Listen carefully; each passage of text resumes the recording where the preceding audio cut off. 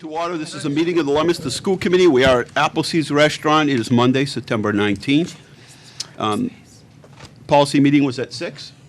This is a meeting at the full committee. Would you stand and join me in a salute to the flag? Pledge allegiance to the flag of the United States of America and to the republic for which it stands, one nation, under God, indivisible, with liberty and justice for all.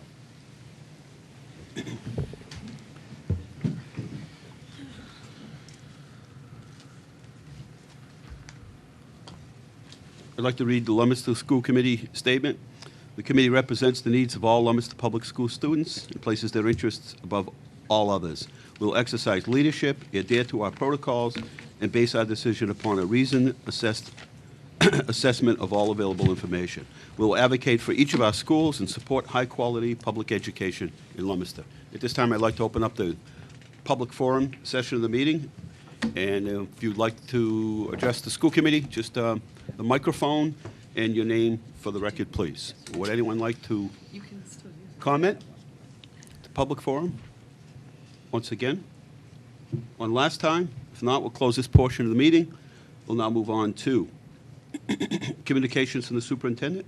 Through the chair, there are no communications this evening. 1D would be superintendent's report. Okay, just thank you all for being here this evening, and just a couple of items in regard to day-to-day operations of the school district. We just finished open houses at the elementary schools last week.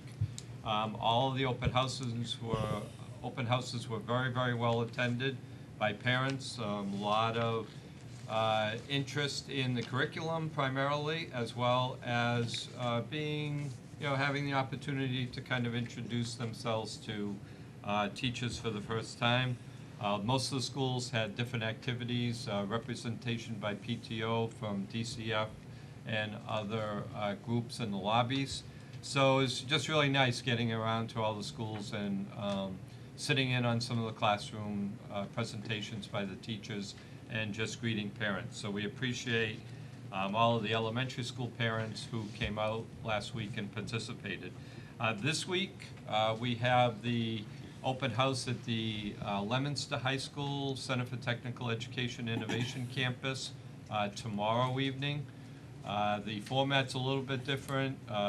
Parents will assemble in the auditorium for some opening remarks by the principals of the schools, and then ultimately parents will actually follow the classroom schedule of their students. So their students should have filled out the schedule for their parents so that they don't go to the wrong classrooms or the wrong locations.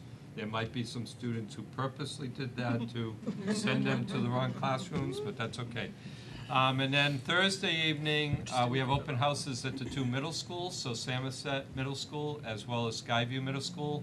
Similar type of process, especially at Samoset, where parents will gather and then ultimately get out into some of the student classrooms. So that will pretty much complete most of the open houses for the school year, but we have parent-teacher conferences coming up in November, which provides parents with another opportunity. I shared with the school committee over the weekend the fact that we have a National Merit Scholarship semifinalist in the district, and that is Laura Jenny. In the superintendent reflections document, I provided them with a photograph of Laura, and she's one of 16,000 semifinalists across the country in the 62nd annual National Merit Scholarship Program. So this is huge for a Leominster high school student to actually be considered a semifinalist across the country. So she received a guidebook with additional information. She has quite a bit of portfolio work that she needs to do to be able to continue in the scholarship process. But those final National Merit Scholarship winners for 2017 will be announced in April of 2017. So that was exciting news for Laura, but for everybody here at Leominster High School. And one final comment is that Nick Capasso, during the summer, who's the director of the Fitchburg Art Museum, communicated with me with the fact that last year we had a initiative where we got 4th and 7th graders over to the Fitchburg Art Museum during the course of the year as an extension of our curriculum. And they had the opportunity to actually travel to the museum, tour the museum with staff, and really be able to understand art and culture and the exhibit that was at the museum at that particular time. And the students just loved it. A lot of the teachers posted video and other information on their experiences at the art museum.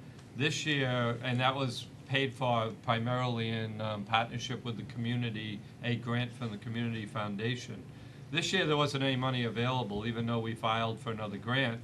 And Nick notified me that the art museum actually enjoyed the experience so much that they wanted to continue the partnership, so they're offering to bring all of Leominster 4th graders back to the museum this year at no charge for either admission, and they'll pay for transportation.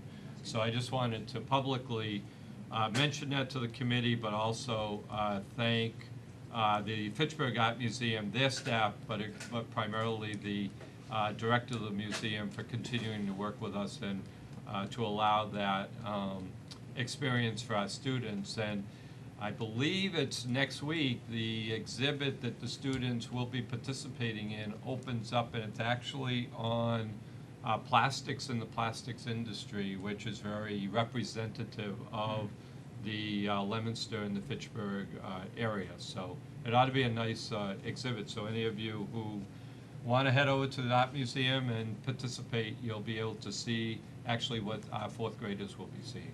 So that concludes the superintendent's report. All right. Yep. Just one comment. The Leominster High School open house begins at 6 tomorrow. Oh, 6 o'clock, yes, Yeah. and the middle on the schools website, also 6:30. open up at 6 o'clock, Okay. so, thank you. Other questions? Okay. If not, we have a resolution on our agenda tonight, and we thought pertaining to the charter schools. And so we thought as we'd give 10 or so minutes to each side of the whole charter school debate. It's not a debate, but just sort of a summary, because I think mostly we hear a lot of things, and there are a lot of, and there'll be a lot more advertising, and I assume a lot more money spent on it. So some things like the public school systems lose money. So we hear all kinds of things, and so we wanted to be fair and give an opportunity to both sides, or at least proponents and then opponents, to be with us tonight. So we have a representative from the Mass Charter School Association that is in favor of the question. And so I guess Yeah, Todd because Sumner is here. because it says you're first, and you go first. You make yourself comfortable? Please. Just pull that microphone closer, Todd. Yep. And Todd is principal of Parker School, which is a charter school in Devens, and some of our students go to Parker. Just as a quick overview, I was trying to make a connection with the Mass Charter School Association. Was getting kind of lost in the organization, so I asked Todd for some assistance because Todd and I have done quite a bit of work in the past. He helped me. He ended up being at the meeting, so. Yeah, and the way that worked So we out is, appreciate that, Tom. yeah, I'm happy to be here, and thanks for inviting me. Just to add a little bit more complexion to the email thread that Jim and I were in last week, we were trying to get somebody from the staff, campaign staff, to join you tonight, and they were unable to, because I'm no expert on this, but I also wanted to be neighborly and be sure that you had at least some representation of this side of the question. So what I did was reach out to campaign staff and say, if you were able to be here tonight, what would you say, right? And so I've got some words that they wrote. I'm happy to read them and take whatever questions you have, and if I don't know the answer to the question, I'll commit to finding you the answer in 36 hours, let's say. Would that be okay? Sure. Sure, thank you. Sure. So I'm here to provide a quick summary on ballot question 2, an act to allow fair access to public charter schools. Question 2 is about choice, access, and equity. It's focused on the state's lowest performing school districts that are now frozen to new charters. If approved, question 2 would keep existing caps on charter growth in place, but would allow the State Board of Elementary and Secondary Education additional flexibility to authorize up to 12 new charters or expansions of existing charters per year. Priority would be given to communities where schools are underperforming according to state standards. Applications from the lowest performing 25% of school districts would be given preference by the State Board. If approved, question 2 would keep the country's strongest accountability system in place. The act would not change the rigorous charter school oversight and approval process that has helped make Massachusetts charters the best in the nation. This has led to slow, measured growth of charters, which we would expect to continue even if question 2 passes. Why is the act to allow fair access to public charter schools so important for families in Massachusetts? In many urban and rural districts, the quality of public schools is uneven across neighborhoods. Public schools in Massachusetts are the nation's best, but the Commonwealth also has the nation's third largest achievement gap between low-income minority children and white children.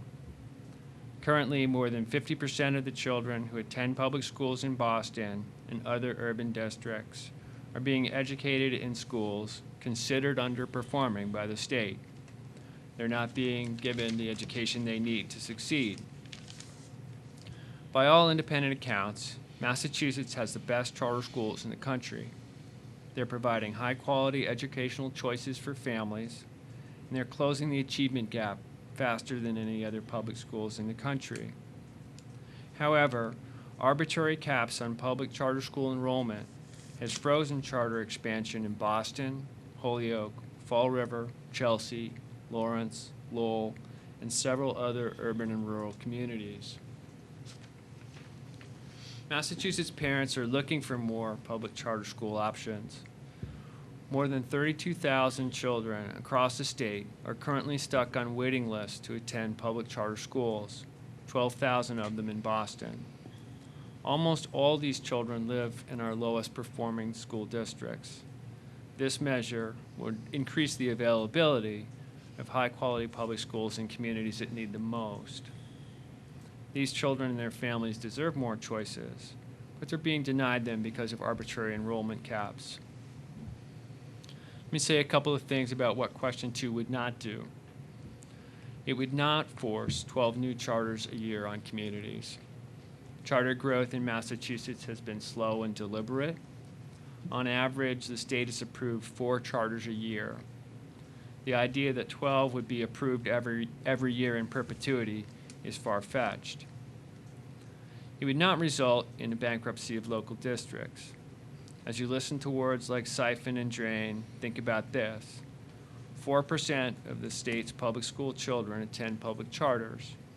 You know how much funding they take with them? 4%. There are many financial pressures causing problems with district budgets, and we stand with districts in advocating for more public education funding. But we believe that funding is dedicated to the children to educate them in whichever public school their parents choose. Most importantly for this committee, it would not affect Leominster. Leominster still has more than 500 seats left under existing caps. Leominster also is not ranked in the bottom 25%. So if question 2 passes, nothing changes for Leominster. You've undoubtedly heard a lot of information and misinformation about question 2 and about public charter schools.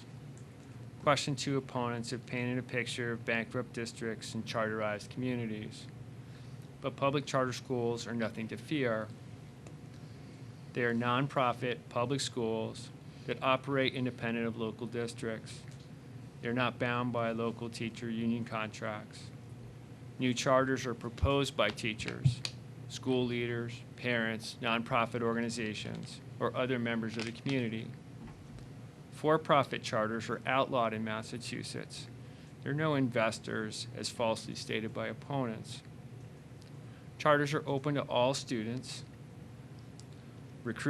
Charters are open to all students. They recruit and retain students from all backgrounds and abilities and hold random enrollment lotteries. They provide hundreds of additional hours in the classroom through longer days and longer years. They set high standards for their teachers and students and provide additional supports they need to succeed. I hope you'll keep all these things in mind as you debate this issue tonight and vote on your resolution. Thank you. Thank you, Todd. Yep. Questions? You certainly left yourself open for some time. Go ahead. Hi, how are you? Hey, Thank you for good. coming. So you draw from how many communities at Parker? In any given year, 40 cities and towns. Yeah. And the one question I've always had is when you draw, you need to draw from, you need to have your demographics be the same as the communities you represent? Or there's no? That's the goal, right? And so ours is a regional charter, and the total sending region is 70 cities and towns. And so we have recruitment and retention strategies in place to try to make our demographics mirror the average of those 70 cities and towns. Yes. 'Cause the one But it's a thing- lottery in the end, right? Okay. Yeah. Because the one thing that I found is, we have a program at one school, and it's hard to get people to leave their, community, neighborhood school sometimes to go there. The extra driving you need, things like that. And I just, very unscientific data. The students that I see leaving Leominster aren't the achievement gap students. Mhm. These are high-performing kids that, you're doing a great job at your school that, are leaving. So that's just the one thing I know, I'm just not sure, and I wasn't sure how the underachieving groups that we're trying to help, Yeah. how you're targeting them and educating them, if they're reflective of what Leominster's percentages are, stuff like that. But I guess if you're looking at 70 communities, it's gonna be diminished. Going to flatten out Yeah. in some way, right? Okay. Other questions? Thank you. Nona, go ahead. With the exception of receiving public money, how is a charter school public? I know they receive public school money, Yeah. but take that out of the equation. How are they perceived as being public compared to our public schools? Mm-hmm. I'm not sure. Not sure what your question is, right? So Like the law to get in, Right, that type of thing? right, and I guess adhering to certain guidelines and accepting of, as you said, all demographic type students, Including special ed. including special ed. Yep.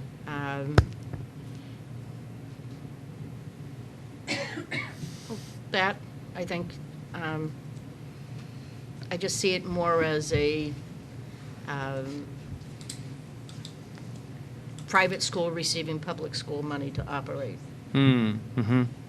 I mean, that's my, Brain drain. Mental model. yeah, Yep. right. Yep. And the Yep. other thing is, my concern that ultimately I have is the money spent on charter schools. Why aren't we improving the underperforming schools to bring them up to standard? Yep. I don't know is the answer, No. right? I mean, 1993 is the enabling legislation for this sector, right? And so we'd have to dial the clock way back in order to understand all the intentions of the legislature at the time. My sense of that is that they wanted to create a marketplace for public education, right, among other things, and create small schools that could either succeed or be closed if they didn't succeed, right? And allow families. You hear some of that language as the sector, tries to expand. But it's not like there's an admissions test or something like that. Mm-hmm. There's no, like, you put your name in the hat and it either comes out of the hat or it doesn't. It's the only way to get into a charter school, right? So, and no, I don't know. And I hear, yeah. I mean, there's probably not an answer to that question. Right, Not right. It's They're publicly just my funded. thoughts, my feelings Yeah. about it, and I also think maybe the intent was for maybe inner city schools that are underperforming to bring them up to standards, but it seems like it has snowballed to affect many other communities that don't necessarily have that problem. Right. And now you're taking money away from the public schools in those communities that. I know, it's easy to frame. Speaking for Leominster, we could use that money. Sure. And I would say that if a student or family leaves a traditional district, right, the traditional district is no longer educating that student, right? And so, I mean, And I think that's the I would- purpose of school choice. yeah. You know, a parent has the right to send their child to wherever they want their child to be at. Yeah. But that's, to me, that's why we have school choice. Mm-hmm. Yeah, and I think those of us in the charter sector would say, and charters are another form of public school choice, right? Thank you. Go ahead, Wendy. Sure. Okay. Hi, thank you for coming. Sure. So I understand if you can only speak for Parker, that's fine. I'd like to talk about SPED a little bit. So when you do you do a lottery system, is that what you said? Yep. Is it a blind lottery? So do you take the number of students you take, and then whatever their needs are, you meet them? So you offer things like speech and occupational therapy and assistive technology and those kind of things? Yep. So the lottery is blind if there's no like sorting of the cards that go in the Okay. in the bin, in the hat, if you will.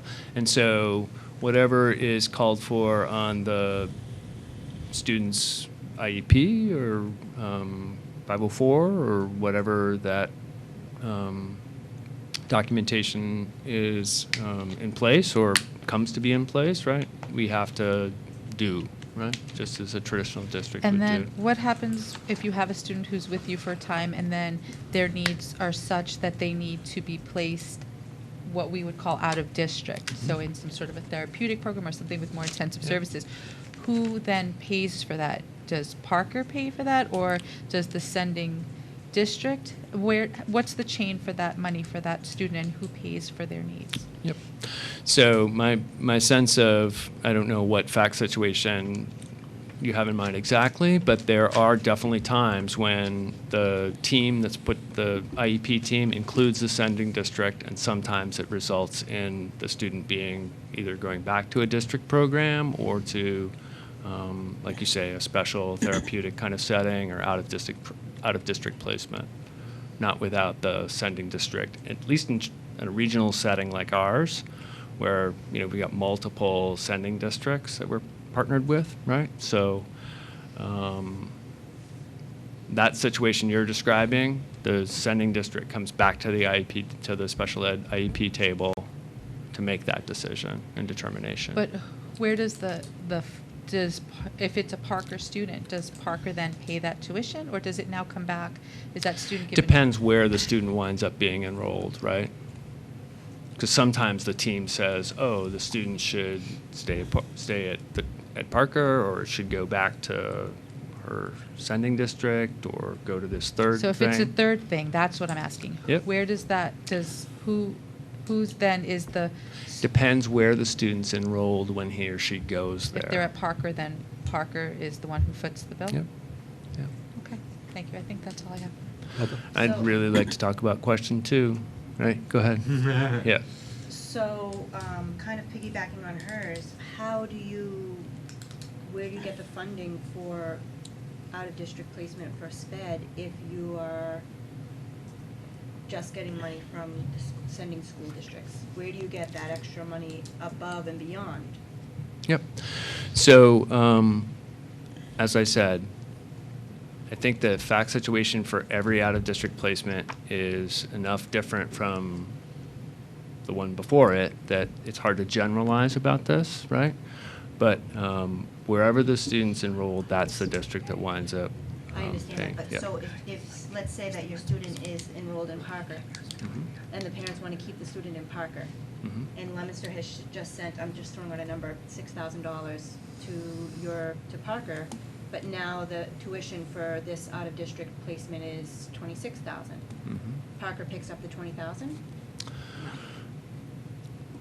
Again, I can't sort of categorically say that because, like, whatever the IEP team decided was going to be the best approach for that student, that's how the money follows that student Okay. to wherever he or she winds up.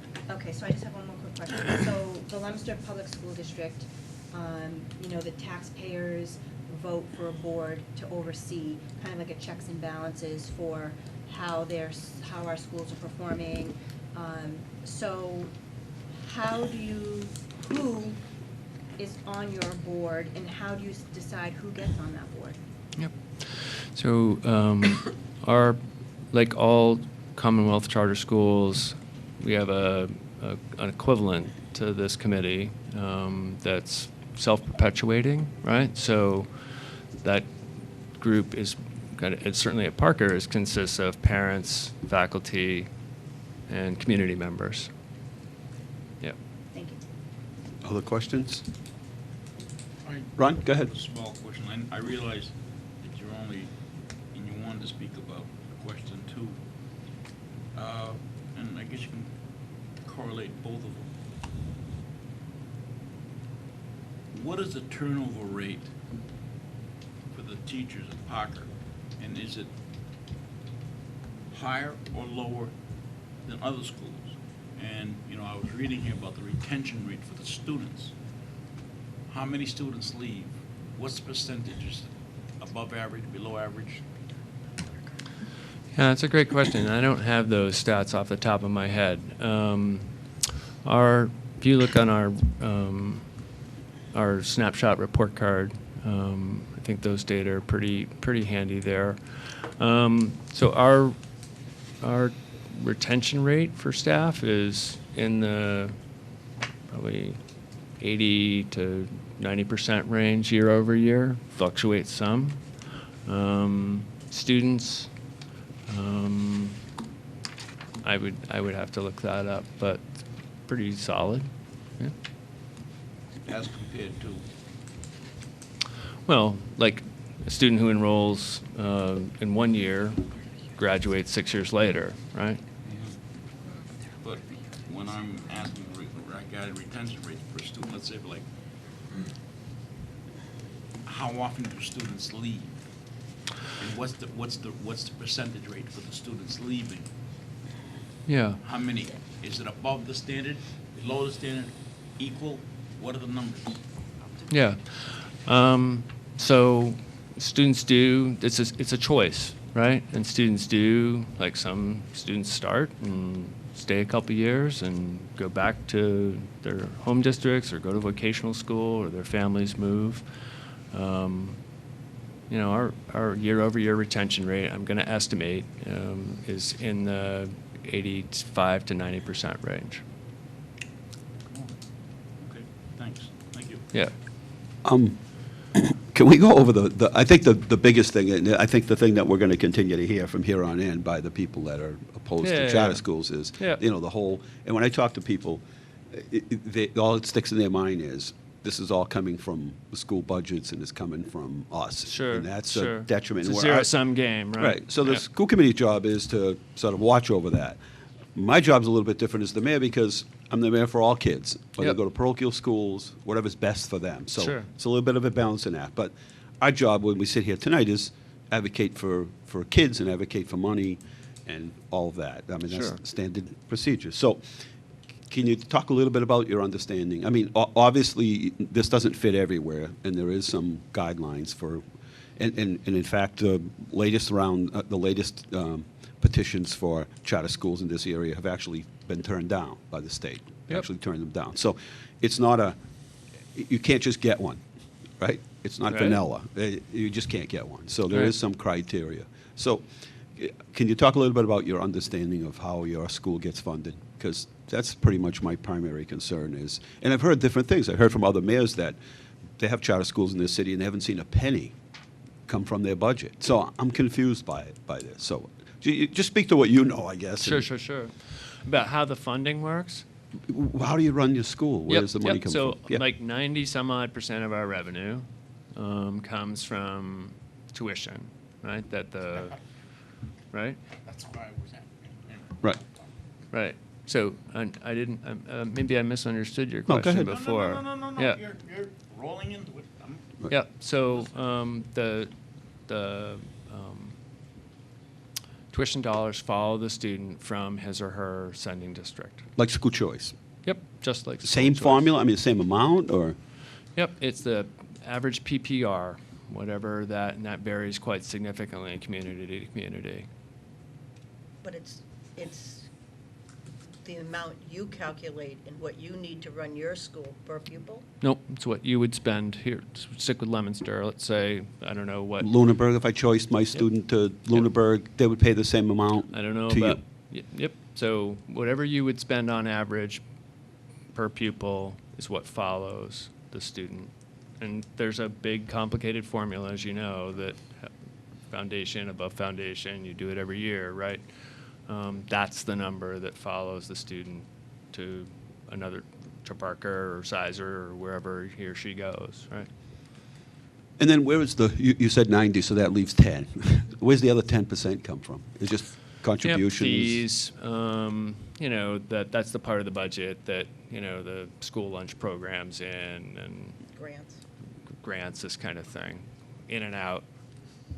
And how's, say there's a student that's really, family difficulties, some real challenges.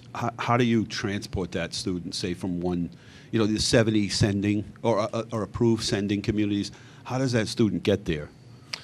Yep. So each of the 70 Commonwealth charter schools in Massachusetts has to create and follow a transportation plan, right? Ours, we're on Devon's, right? So there's not public transportation infrastructure that we can really leverage there. So all our students come to campus either in carpools or their parents drop them off or they ride with an older student. So that's how kids get to our particular school. But you would get 70 different answers for. But they get there. Yep. But And you don't have a transportation budget? You Nope. don't? No. Nope, just like daytime stuff, but Yeah, not field trips, that not type big. of- Yes, ma'am. Yeah. And what's the overall attendance? I mean, is it comparable to public schools? Is it higher or lower, or I mean, daily attendance just daily rate. attendance? Yeah. Yeah, it's actually pretty good at our school. Coming from, I think maybe it might be true that winter weather has a larger impact on like snowy or icy days, right? Than it might if our dry area were more compact or if there were yellow buses going around picking up the kids. But yep, And what's the existing population right now at your school? 400, sir. And that's capped at 400, Yeah. you can't take any more? How many other students do you have that want to come in? I mean, roughly, do you know how many, roughly, or? Yeah, there are about 220 names on the waiting list for this year. Yep. And I think the issue, I think what Nona was asking before is that, and maybe this might be the answer, but we never seem to, and this public education everywhere, when there are students that have challenges that just aren't learning in the environment that they are, the answer, I think, because I don't think there's any data to show that the more money you put into the system is going to help that student specifically right? I mean, it's not going to help that student specifically. So if they gave us $5 million more, there's no way that I can prove that that $5 million went to that student. That student is actually doing better, I guess, is what part of the problem is that Right. the money gets dispersed out to wherever we and the superintendent decide, but that might not necessarily get to that student in need. And so places like, Holyoke or, Worcester or those other sort of urban communities. So what you're saying, I think this is what I heard, is that student has an opportunity to come to that charter school. At least they have the opportunity, and that they might do better in that kind of environment. Is that kind of what you were saying in That's an part answer of- to her, or not? Did I get Yeah. that wrong? Yeah, I mean, I think that I think the argument is and has been that that there's room in a big forward-thinking state like Massachusetts for different kinds of schools to be available at publicly supported, so that families from all walks of life can have options. But personal opinion, I think that's up to the individual school systems to design a program to meet those students' needs, like we have LCE. Innovation schools. An innovation school, right. To meet that type of students' needs to perform, but within the immediate district. Yep. But that's up to us to do it. Here's our competition. Right. We better do it. Yeah. No, I Exactly. No, agree, I exactly. agree, I agree. Well, that's what I'm saying. There's no guarantee that you pump 10 more million or 5. There's no Right. data anywhere. There's no study that says you go into an urban school district with all kinds of issues that Johnny, who's a really talented, smart kid, is going to do better in that environment, that Well- same environment, because we don't know that They're that money's influenced by getting. their home life, No, but I'm just saying, we don't have none of us have any control over that money goes directly to him, or we don't know where it Right. goes, right? I mean, it gets sort of spread out. And You just hope that it would. I mean, you Right. hope that it would go to the schools we that hope. need the help. I'm all to about improve. hope. Yeah. So my last question is, so how many students do you have from Leominster? I don't know off the top of my head. 12, 15, something like that. So 12 or 15 out of 400 or so. I actually think that number's higher. I Could be. bet that number's a little bit higher. Yep, I should have anticipated that question. No, it's okay. Yeah, I me just, too, Todd. I none of didn't these bring questions, All right. you weren't supposed to bring your file cabinet with you to answer any It's of these okay. questions. It's just, I mean, how many years you been there? This is the start of my 6th year. Yeah, so I mean, Yeah. you answer what you can answer. We said and 70 And it really, communities. it really wasn't to be Yeah. questions directed about Parker School. No, it's- It's Yeah, questions I'm being a good directed sport. You are, you about- actually you are. I are. want to say thank you, you really are. You get points. The Yeah, questions You are get- supposed to be I directed to appreciate the this. and- charter school Yeah. system. Yeah, and Jim will tell you that, we're forever saying, it's and there's some language in here about that, gosh, it would be great if there were just more resources available for all, and there wasn't this scarcity mentality about, everybody's got to, do the Hunger Games, in order to keep their programs going. That's what we call it, right? So Ron and then Kristen? The reason why I was asking about the retention, yep, not so much Parker, but for charter, yep. was what happens, what is in place for disciplinary problems? I wanted to hear you tell me what you do with the chronic kids who have to be disciplined, boy or girl, male or female, everything else in between. What do you do? What does Parker do? What do charters do? What's in place? What's not in place? Uh-huh. Well, I think in terms of approaches to discipline, 70 different schools, you'd get 70 different answers, right? Parker has a very progressive student gets to make mistakes, gets a chance to learn from those mistakes approach to the discipline.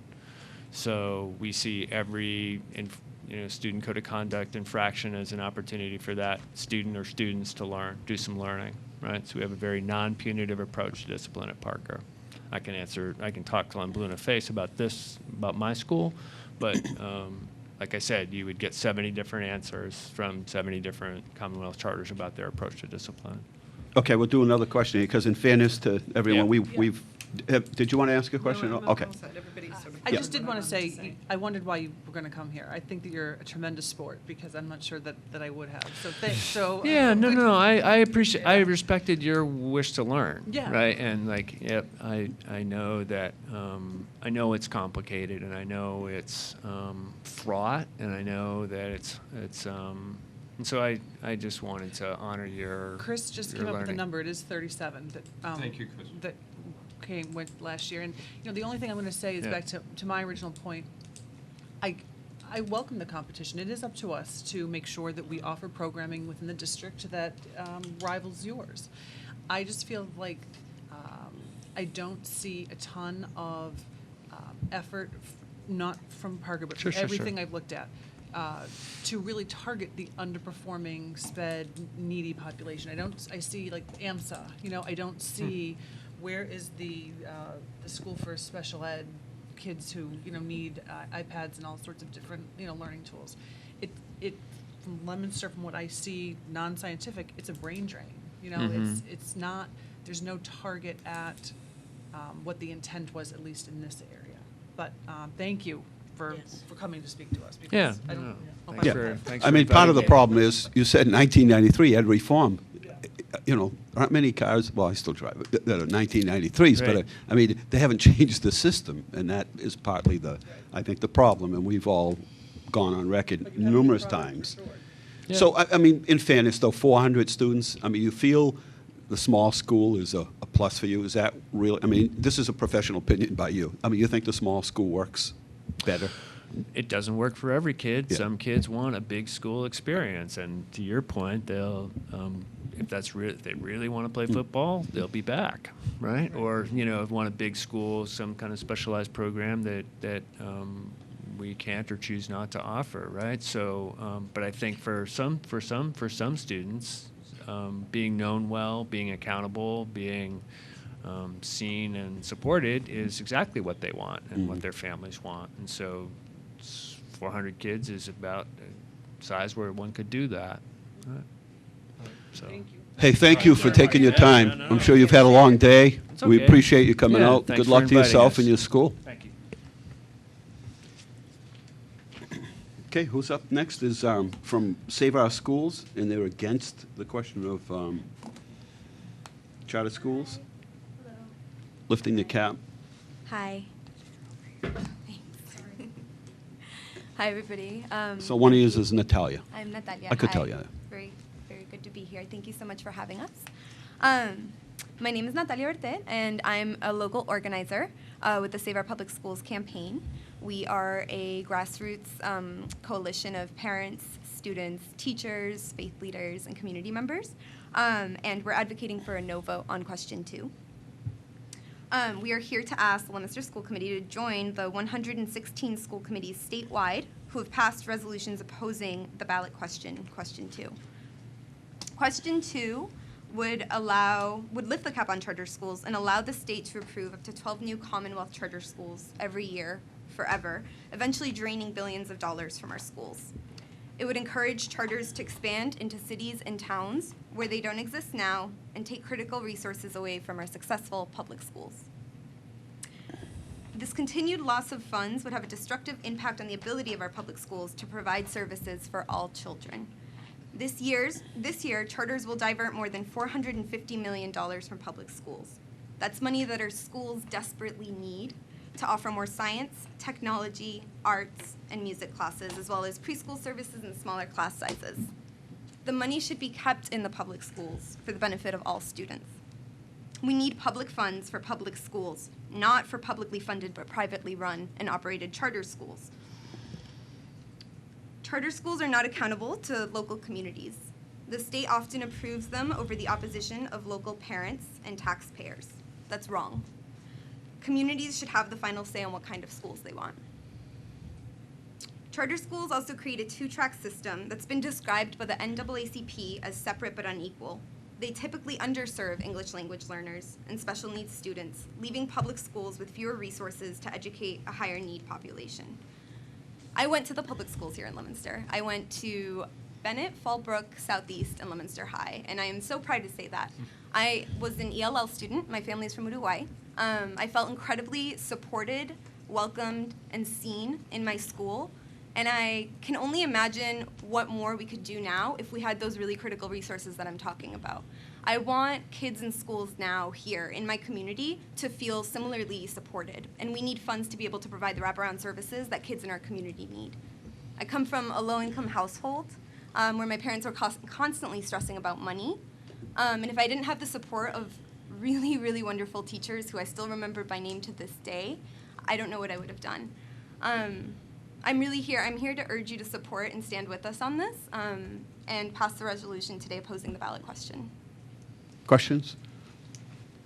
So, you see, this is the difficulty I have with this. So, how can, and I don't mean to put you in the spot, but how can you guarantee that any money that was to have left here, let's just say that there's, and as Todd said, they're really not targeting this area. I mean, we're really not a target area, but how can we guarantee that that money that was going there was going to go to those students who have the most needs? And that's. Sure. So I'm an organizer. So for me, the answer is to organize and to encourage local community involvement and accountability, right? And there's many different ways we can do that. And our coalition is actually really striving to get more parent and student involvement to build beyond this question, right? The no vote on this is critical, but we really actually want to build, rather, a larger education justice movement where we have parents, students, teachers, school committee members, local community members at the table, so we can ensure that these funds are getting where they need to go. But what do you say to the parent that might be from Ghana or Uruguay or somebody that came out here and excels and you do very well, you speak very well, you got a good education, who is, and some kids are, overwhelmed by 2,000 students in this building. They're just, their knees are chattering the second they walk in here. But they can do better in an environment where there's 300 or 400.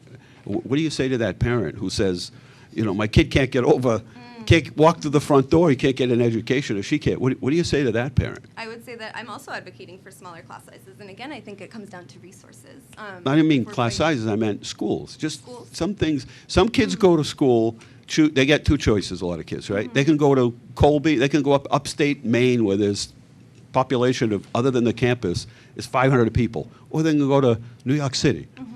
But they have a choice, so they go to where they want based on their own personal ability to learn and where they think they best fit in. And I'm just saying, what do you tell that parent that says, my kid, it's hard for my kid to learn here. He or she comes here and it's too overwhelming for them. Every kid is different.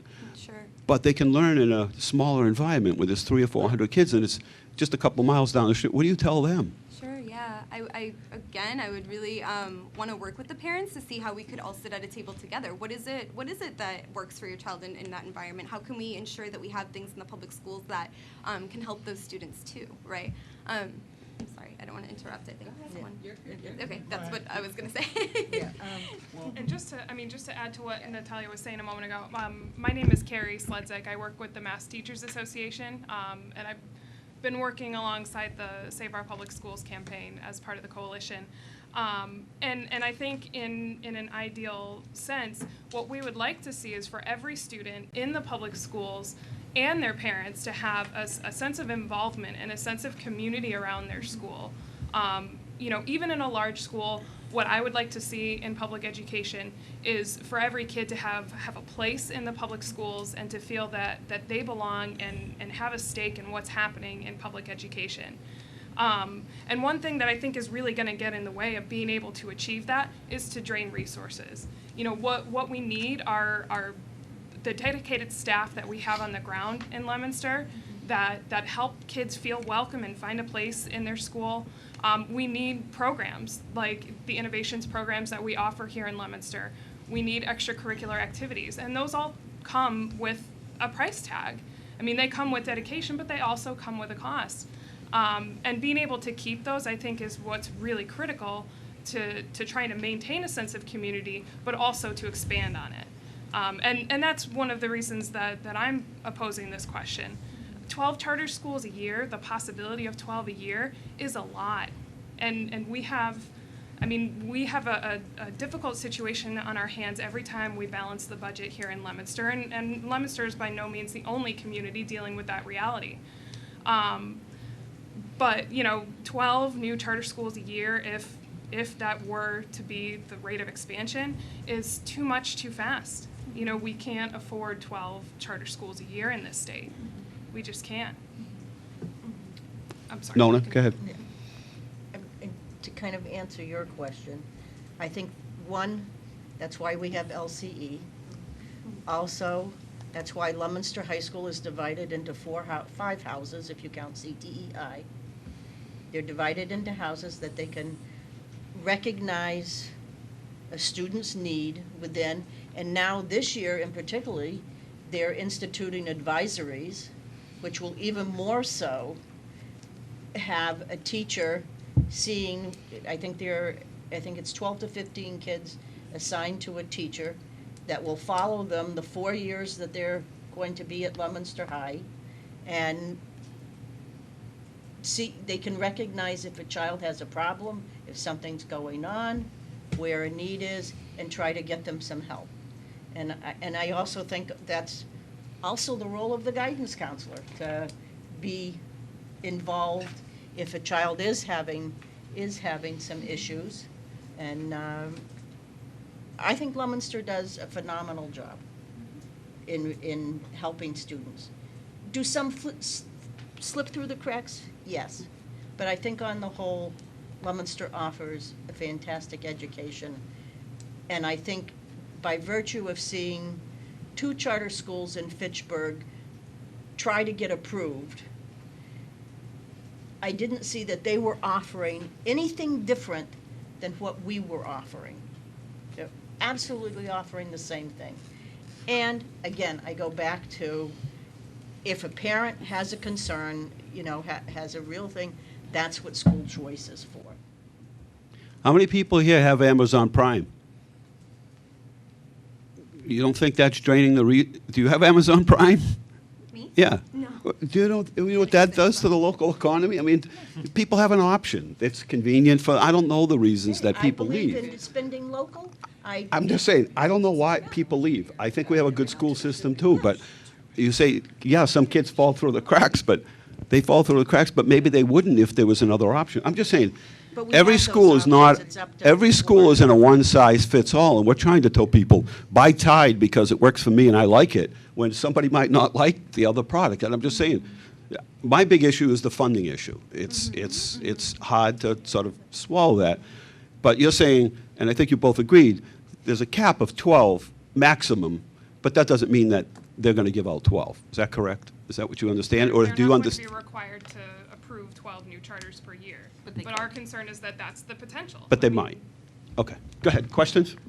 So, I'm sorry, Adam, you haven't asked anything yet. You go ahead. I'll ask. So I guess the other, sort of more of a statement than I guess a question. I guess for me, a school like, a system like Leominster, we have a lot to offer, a multitude of, say, AP classes or electives and things like that, which I don't think that a smaller, charter school is going to have the same extensive, sort of options for a student to take, and certainly not all the curricular activities and clubs and organizations. And I do think that when you have a diverse community like ours, you have a lot of opportunities to connect with people who have similar interests, similar backgrounds, similar, sort of interest levels or whatever. And I think sometimes that's very difficult in a very small setting because you don't have the same, sort of diversity on lots of different levels. And, from what I heard from the question 2 is, ultimately if a child probably has some extensive needs, it's going to come back to the district to deal with them anyways, and to be the sort of the funding source for that child, sort of regardless. So I guess I, certainly appreciate that some people feel that that might be another option for their students, but I think we have lots of options here. And I think it challenges us as a school committee and a district to ensure that we are continuing our innovations and continuing to expand, to programs that, maybe are needed or targeted by a certain population, and that population might shift over time. So then we need to shift over time on what we can offer, the students and the families of Leominster. So that's kind of, sort of more of a statement than a question, so. No, and I appreciate that too. I mean, I think, I think it's important for me to say also that I know how hard the staff at the Leominster Public Schools work, and I know how hard you all work as a school committee as well to make the public schools successful. But I also know that the staff at the charter schools work exceptionally hard as well. I have a lot of respect for the folks who teach and work at charter schools, and it's not about, it's not about demonizing what's happening. I think their teachers are dedicated and work really well with the students. And it was said earlier that, the original intent was to help a specific population, and it's sort of morphed away from, I think it was Nona that said that. And it's sort of moved away from that, and the trend, is becoming more in line with the duplication of services. That is one of the reasons why the charter that was being proposed the last few years up here wasn't successful. Right. But nonetheless, we're seeing a trend that's sort of concerning in that regard. But this isn't about saying that, the charter schools that are open have no place, and we don't, we don't disparage any parents for making a choice that everybody's trying to do what's right for their student, whether that choice is to keep them in the public schools or the charter schools. I respect everybody's ability to make that decision for their family. But, unfortunately, what's happening with charter schools comes at a cost to the district and the kids who stay behind in Leominster. And we have to be very mindful of that and very careful of that, and that's why we're here. This is not a perfect system for being able to provide that choice. There's another question. So- Wendy's next. Yes, thank you. Thank you both for coming. My concern is, and I understand our first guest could really only speak for Parker because he's not from the Yazon, so he just came as a representative for his school. And I'm glad to hear how they do things. My concern is the original intent was supposed to be to sort of equalize that equity gap, and that isn't seeming to happen. I know that our first guest said Parker doesn't, but we've seen a lot of students come back or not be taken in because charter schools aren't equipped to meet the needs. They don't have the services, or they see they're not supposed to, or but they pick and choose, so the higher need kids or the lower income kids get left behind. Transportation is a huge issue. Most charter schools seem not to provide transportation. So the kids who would benefit the most, the kids in those failing schools, have no way to get to these charter schools. So that's a concern that I have with, and we do have a great school system here. My children go here, and we have so many opportunities. So the student that you talked about that comes into this big building and is knocking at the knees, I would say to them, you know what, just down the road, still in the Leominster High School system, so you can still take advantage of some of the sports and clubs, is a much smaller environment that might meet those needs and stop those needs from knocking. And it keeps them and their funds in our district. So like Kristen said, it's up to us to compete, but we have to push the things that we're doing well and not lose those to the charters. Yeah, I really want to echo that, because when I hear a lot about charters, especially you just mentioned transportation. I was sitting here thinking, my parents worked 12 to 16-hour shifts. I don't know when they would have been able to have time to even go through the lottery process or take me to a school that wasn't already in my district, right? And I mean, I'm glad, right? Because again, I just want to really, really, really stress the fact that I feel like I had a great education here, and I'm here in front of you today because the public schools made me a critical thinker, and they made me want to advocate for all students in my community. The public schools here serve 96% of children. That's, all children should be getting an access to quality education. Okay. I think Any Ron other has a questions? question. Ron, go ahead. I'm stuck on the horns of a dilemma. Because, yeah, I was born here in Leominster. But I am the child of immigrants. My primary language is French. I didn't start speaking English until I went to kindergarten. And yes, I went through our Leominster high school system. I'm more comfortable listening to pidgin English. When you're at home and you answer the phone, how do you answer the phone? I answer allo. She doesn't answer the phone at home. She doesn't have a phone at home. No, but I Nobody has a phone at home Got it, anymore. got it. Just you. When I answer the phone at home, Hello? it depends on who Yeah. is calling. She don't answer unless she knows who's answering. No. She's got caller ID. It's important if you're bilingual. Yes. If you're bilingual, you'll answer the language and that you're used to. When I go home tonight, I can guarantee you $5 to 10. Most of my talking will be in French. Not because it's just the way I am. I'm going to call you tonight, see if you answer. If it says where it's coming from, That's what I mean. Nobody I don't answers think when he I will call. answer if he's Nobody in French. answers when I call. It's because I still have a hard time with English. And yes, I read all my flippin' stuff. And sometimes I reread my stuff. Okay, the point is? My point is, you know, you were saying about the parents or that come from Ghana or Uruguay and this and that, and the kid has got knocky knees. I had those knocky knees because I didn't know where to place myself. And here I am, I was in the 9th grade, Mayor Gallagher, and I didn't know what the hell to do.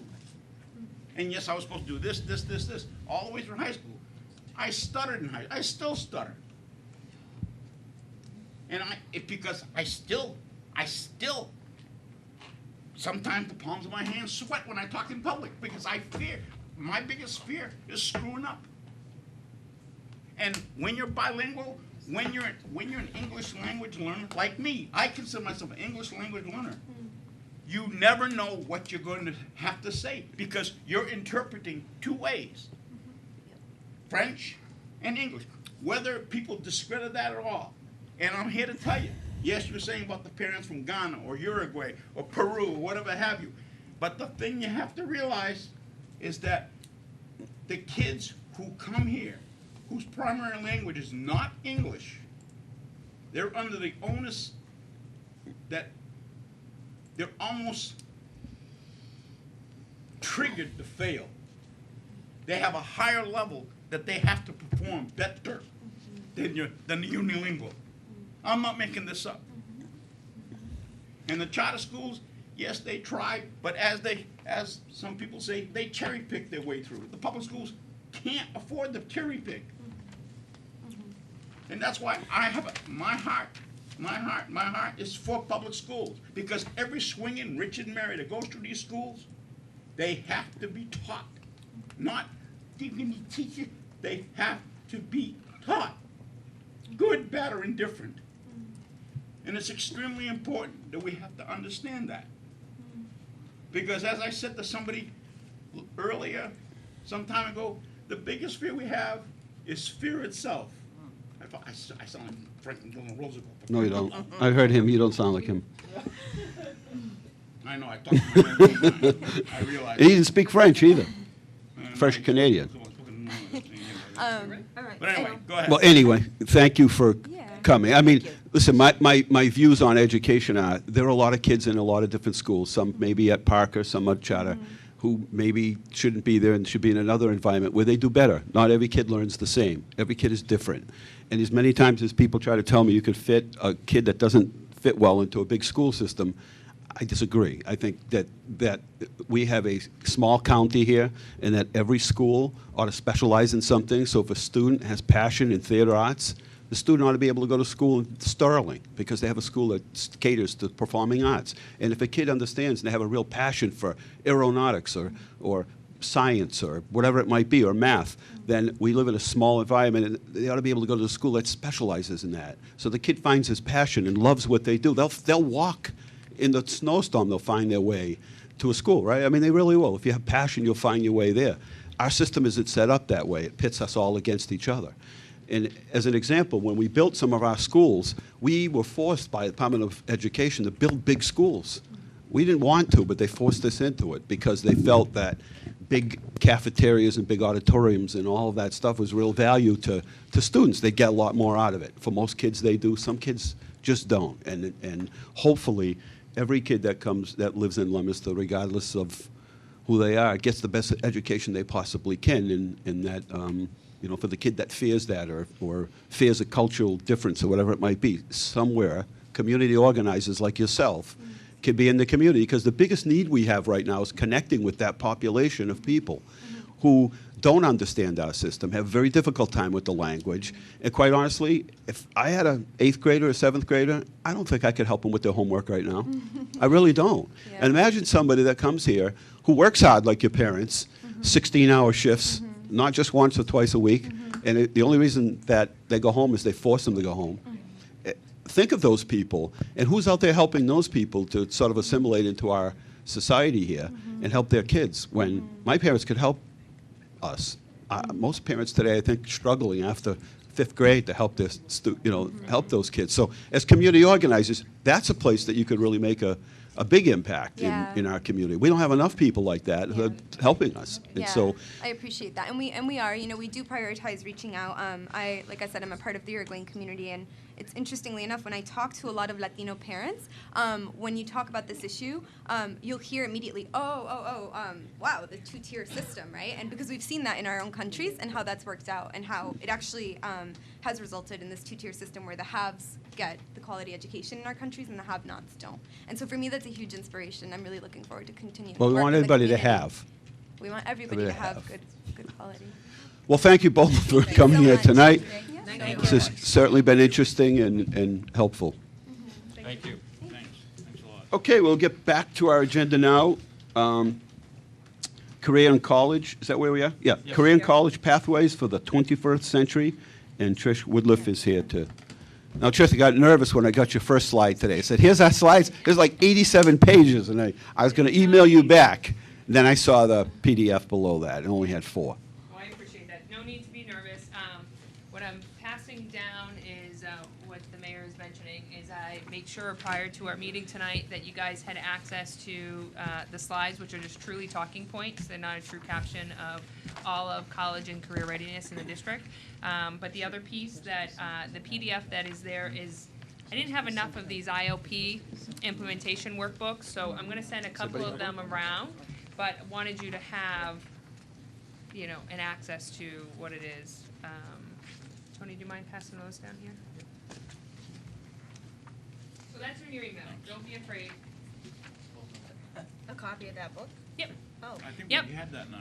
Yeah, so Yes. those are, we brought some fancy copies, right? So compliments of, That was in the email. it was in the email, so you're ahead of the game here on this one, Ronnie. So that was in the email, so those are, Wow, she's even passing them out. yep, so I'm not gonna cover that front to back. I'm not gonna cover, what we're really gonna talk about is going to just be the slides that you have, hard copy in front of you and in your email. Prior to getting started though, and going over those, I wanted, as I prepared and our superintendent asked and said, hey Trish, can you come on out and touch base with school committee on where college and career readiness is in our district, because there's been an unbelievable transformation, right? From coordinating to, actually really looking at district impact, and we're really making some serious traction. So as I was putting that together, there's plenty of things I can put on a piece of paper, but then as I was going through certain programs and initiatives, I kept thinking of students that had jumped through these hoops are in these particular programs. And so my buddy here, right, now that he's a graduate from Leominster High School, I can call him that, I have his cell phone number and text him and said, hey, Tony. Does he answer? He does. He's here, isn't All he? the time. All the time, right? That's the qualifier. I'm telling you, he's my man. So can't get my I friends to answer. I texted him tonight and I said, hey, would you happen to be available this evening? And he was right there and ready to go. So, I want to introduce to you Leominster High School graduate, Tony Lancini, went through your machine shop here at CTEI program. He also participated in his senior year in our career readiness course that we have as an elective that's taught by Michelle Walks here on the Leominster High side of the building. He participated in a co-op with the CTEI and then took advantage of an opportunity this summer to work at a Avidia Bank. We had an opportunity, Avidia Bank sponsored some young adults to get entry-level positions in the financial field individuals that may have had learning disabilities. And so Tony is not ashamed of and very proud that he successfully navigated 4 years here on an individual education plan. So he hit like all of my slides, right? So, and he answered my text. So Tony is here. So before I go into all of that, I just thought that hear it from somebody who really experienced it freshly last year. So welcome, Tony. Thank you. Welcome, Tony. Thank you. Actually, I just want to say before I start, it's an honor and privilege to talk. Thank you for having me. Thank you for inviting me. You're so welcome. Well, my name is Tony, and I'm a graduate here, recent graduate of the class of 2016 at Leominster High. And going to my senior year, we had different things. We had different classes, different choices. One of the classes was Career Readiness 101 with Miss Woodliff and Miss Walks. And I was concerned. I didn't know what it was because, I signed up for a class before that called Your Turn. My turn, it was called. And it was similar like that. So going to this class, I was trying to figure out what it was, but it was just like that. And it helped us get ready for the real world, colleges, all that stuff, how to make resumes, how to write out checks. And I gotta tell you, that really helped me. I had a few jobs because of that. I worked at a video bank for the summer, and that was probably one of the best jobs I've ever had, experiences. And they really worked with me. I was nervous at first, I'm not gonna lie. I got in that job, and I was like, how do I do this, Thankfully, my math class helped me out, find us the topic, so. But, after that, they helped me make a resume for that, and that was really what stood out for me. And I feel like if it wasn't for that resume, results wouldn't have turned as good as the way they turned. And so, thankfully for that. And then I also work at a plastic shop now, too, F&M 2 in plastic, and I also had to submit a resume to that. So I also, I do that now, and it's been a privilege. It's been great. So, thank you. Thank you, Tony.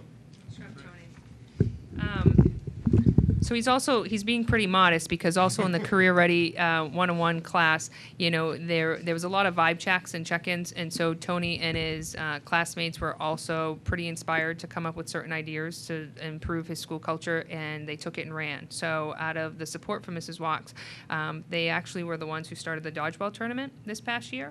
So these students really took ideas and initiatives and ran with it. They also were students who had to be eligible to be in that class, right? So we intentionally targeted and recruited students to participate in that elective who may have been looking like, they were going to need some additional support post-graduation. Where were they at on their track? Not all of them were destined for 2 or 4 year colleges. So Tony in that particular group did a really phenomenal job. They all received scholarships at the end. His students received a $250 scholarship and just continued to really he got out of Leominster High School what he put in, okay? And so, as we start going through these slides in regards to how college and career has evolved, Tony was truly a shining star to that. And he wasn't, we weren't handpicking him, to be a dog and pony show. I mean, truly, Tony worked really, really hard and navigated all of these programs to be successful. So thanks for answering my text, okay? And he's still working full-time, So the Avidia Bank, just to be clear, was a partnership through YouthWorks and subsidized employment, and it was only for summer employment. So since then, he received some case management services, and he's working full-time with F&M Tool.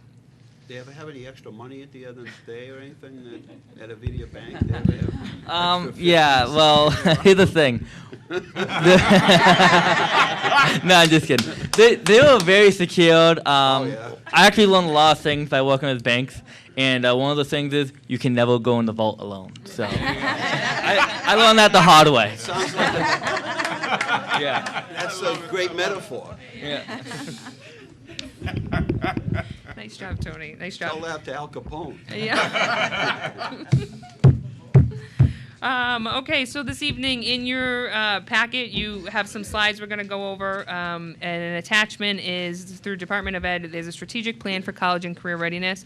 A lot of what I do and what we do in this district underneath the supervision and support and leadership of Jim Jolliker though it was a great idea, Jim, really does exist at a state level. So there is a real department through We're DESE. ahead of the game. We are.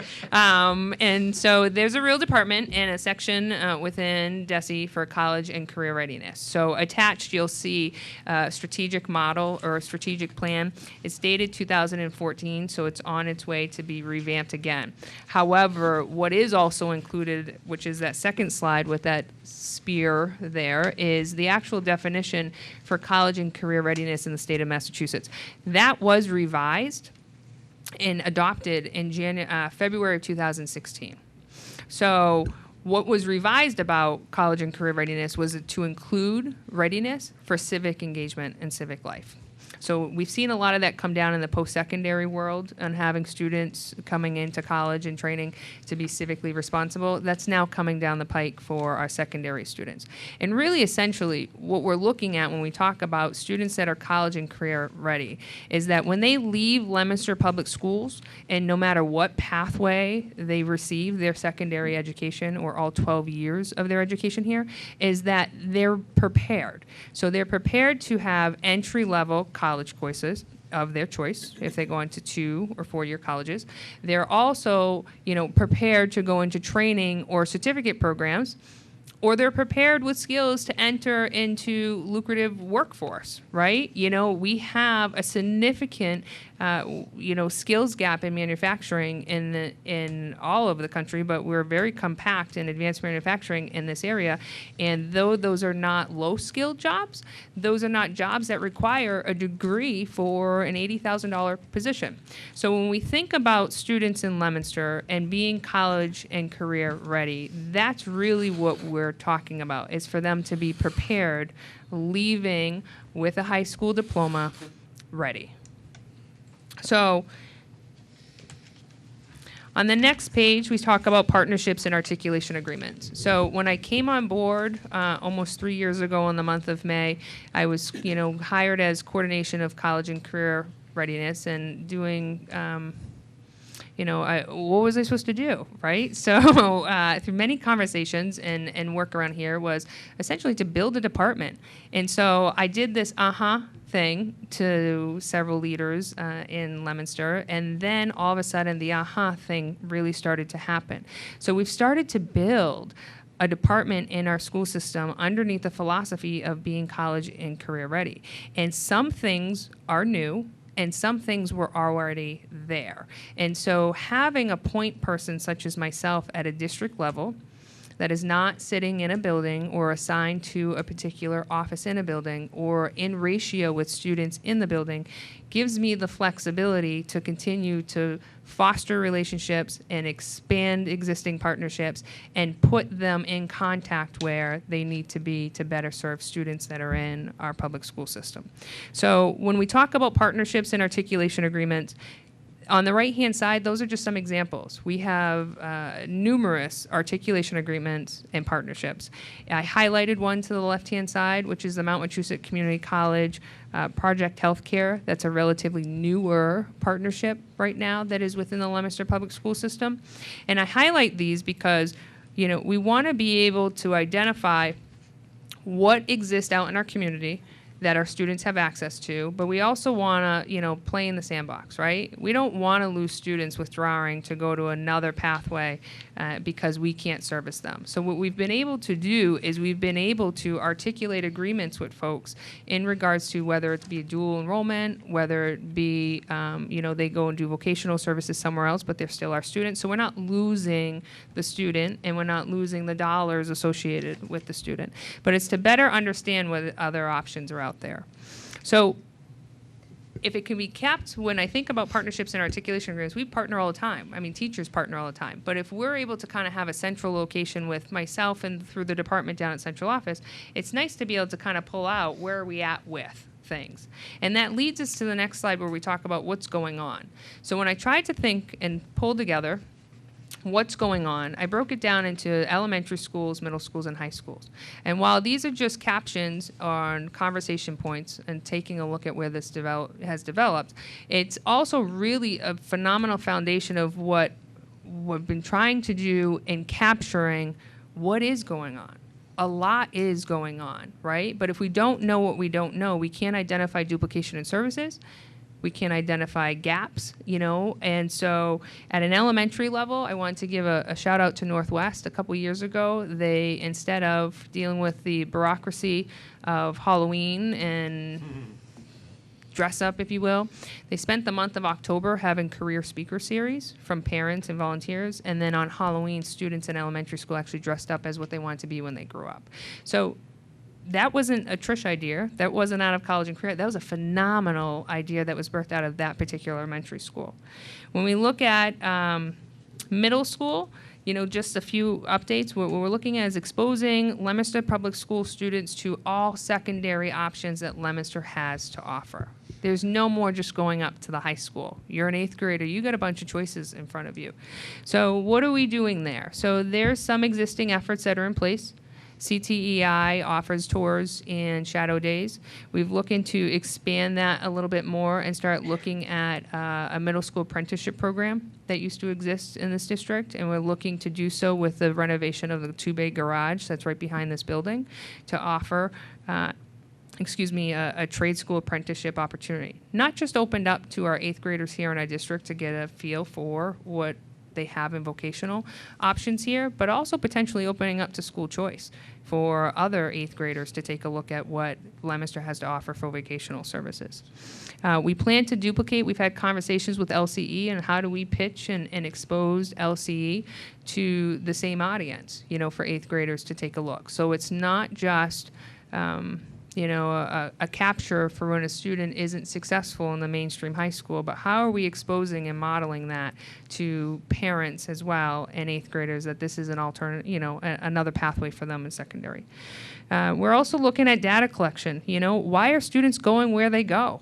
So, they meet with their guidance counselors, they hear the presentations from Leominster High School guidance staff, they've done the CTI tour, and let's say hypothetically they've gone through LCE. Why are they going where they go? So we plan on implementing that this year and capturing why they chose where. Some of that may have a lot of parent input. Secondly, what's going on in the middle schools is 21st century after-school programming. We're entering our 2nd year of 21st century after-school with Samoset Middle School. We successfully ran our first year and a 4-week summer program, and we're going into our 2nd. To be clear, 21st century after-school at Samoset is not just a child care option. This is intentional referral, this is intentional recruitment, and this is really about academic gain and looking at the school performing at a level 3 and intentionally putting instructors and community members and partnerships in there for enrichment that are fun, but yet at the same time going to help move the dial. There's a significant number of data collection that goes along with that, to make sure that we're measuring student gain. So I took a stab at applying again for 21st century for Skyview. Actually, I won't say again, but for Skyview. Unfortunately, we were declined, and we didn't get awarded for FY17. I've done some debriefing with the department to find out why. Let's be transparent. I was pretty darn upset about this, right? And shame on me, and I should have known better, right? You never have anything in the bag. You got to go, full throttle the whole time. And so we're really anticipating getting an after-school program, again, with the academic integrity of this 21st century. And the feedback was we were too green. We were too new at Samoset, and we were doing a great job, but it's no secret to the fact that, many districts do or comply with 21st century, and it turns into an after-school program. It turns into a child care service. So they wanted to continue to make sure that we were implementing that program with integrity and strongly encouraged us to pursue it for FY18. So that's our plan, and that's where we'll plan on going. Moving on to the high school. So as you can see here, when we progress from middle school, elementary to middle to high school, and in the world of college and career readiness, there's a lot more things going on at a high school level. And it doesn't mean there aren't more things going on in middle or elementary, but that's where our students are leaving our district. So one of the pieces in regards to college and career readiness is making sure that we're getting our students ready earlier and earlier and earlier. So it's not going without sight to intentionally have these blocks a little less filled, to have a real honest conversation that we got to move a lot of this work further and further and further down and start capturing it. We have some continued efforts. I'm not going to read all over those, but I want you to be aware that these are some efforts that have already been in place at the high school and CTEI. One new thing that I'd like to draw your attention to, so the CCR Hub, that's the College and Career Readiness Hub. If you go in the Media Center, there's a hidden closet that's actually relatively big, and it fits about 4 to 5 people in there, and that is the College and Career Readiness Hub. That is where Michelle Walks is. She teaches our College and Career Readiness course for seniors. She's also doing our Career Exploration, which she has over 50 seniors out in internships on the 7th period of the day. We also house Mount Wachusett Community College staff in that area, and that's also where we're issuing work permits. So work permits are no longer being issued out of our front office, and so there's a variety of reasons for this, right? It falls underneath this umbrella. So not only are the students just coming to get a work permit or inquire about a work permit, but now they're engaging in dialogue with somebody that is responsible for career readiness in this building. And we're looking at not just throwing it in a file cabinet after it's done. I want a spreadsheet. I want to know where our kids are going to work, and I want to know where they're not going to work, okay? So that's a lot of the concepts in regards to having this all in one spot. And it relieves, putting it, scattered throughout the high schools or in buildings of, who do you go to find out about employment. We've centralized that location. Start to make some traction. So, when students are looking for jobs, or if guidance gets phone calls or companies are reaching out, that's a really nice hub to have. There's a couple computers. They can hop in there and work specifically on this. We're also paying attention to our life skills and students that are in our special education programs here at the high school. They have built in their schedule their rotation sites, and they're also integrated in a variety of vocational programs here at CTEI. One thing that we are looking to implement, though, is a monthly speaker series for their parents around transitional services. A lot of places around, nonprofits are offering them, but you got to travel. So we'll send out that email, but the reality is we have no reason why we can't do it here. What do you do when your kid turns 22? What is it to have an adult disabled, worker in your household? So those are things that we're going to be pushing down the pike. The last 2 items here, I'm going to put a little more emphasis on this. So Chapter 222, is students to student access of education and services. So there's a whole lot of legislative language around this, but the focus on this is Section 8. And so Section 8 is really about exit interview interventions. So when a student comes to the high school and wants to leave the high school to go somewhere else, they fill out a form, and then their records get, sent to whatever district they're going to. Or the district they're going to will request from Leominster for their particular records. And so the guidance counselors did a phenomenal job at having conversations they had access to, but we weren't formalizing an actual exit interview, right? So when we have these conversations, and the conversations that were happening before Tony and I got up to this table about why are they leaving, we can speculate all we want. We can look at what the other options are, but unless we truly have the data of knowing why, we don't know. The other piece is we've had an enormous amount of success at this beginning of the year, re-engaging our own kids that don't know what we have. So just being able to create and work with, and this again, we can't take credit for, but this exists. So we've worked with the guidance department. We've worked with Principal Lord and his leadership team on adopting a really simple 1-page, 2-page form where student records are not going to be released without an exit interview with their assigned guidance counselor. So aside from, hey, I'm moving to another county or another community and they've sold their property and they're moving, we're talking about losing students and losing the dollars attached to students to other pathways in this particular region. We have a lot of resources in-house that I don't think we've done a good enough job providing advocacy for. So this is going to pick up some traction where students and families will have to come in as best we can. There's a reality to this. Sometimes we lose students that go back to another country and we don't see them. But for the purposes, my goal is for you guys at the end of this school year is for us to have data collected to understand where every single student that left our district and why. So, and that's underneath the Chapter 222. The last piece that I'll push off to talk about is the MICR, right? We call this, you've heard this a little bit with LCE, so the Massachusetts Institute for College and Career Readiness. So what some of those fancy booklets that are out there and your PDF link that's in your emails is about the individual learning plan, IOPs. So this is a buzz term. This is something that we've worked enormously on. You know, again, underneath Superintendent Joliker, you know, he said a couple years ago, you know, Trish, we got to get on this bandwagon. You know, we got to have these conversations about individual learning plans. And no matter where students are in our public school system, they can individualize their education, right? So that is an implementation guide. It's in need of a 2.0 version. That's why we only have a couple. So what we've done is we've reached out to the real department that exists in DESE and College and Career Readiness, and they're really excited about how far ahead of the curve we are here at Leominster and the work that we're doing. And so we've been invited to participate on their 2.0 creation. But furthermore, what's really important is that we're getting some traction at the high school. Right? So my little ladder wasn't unintentional, right? This has been an uphill battle about getting people to understand what an ILP is.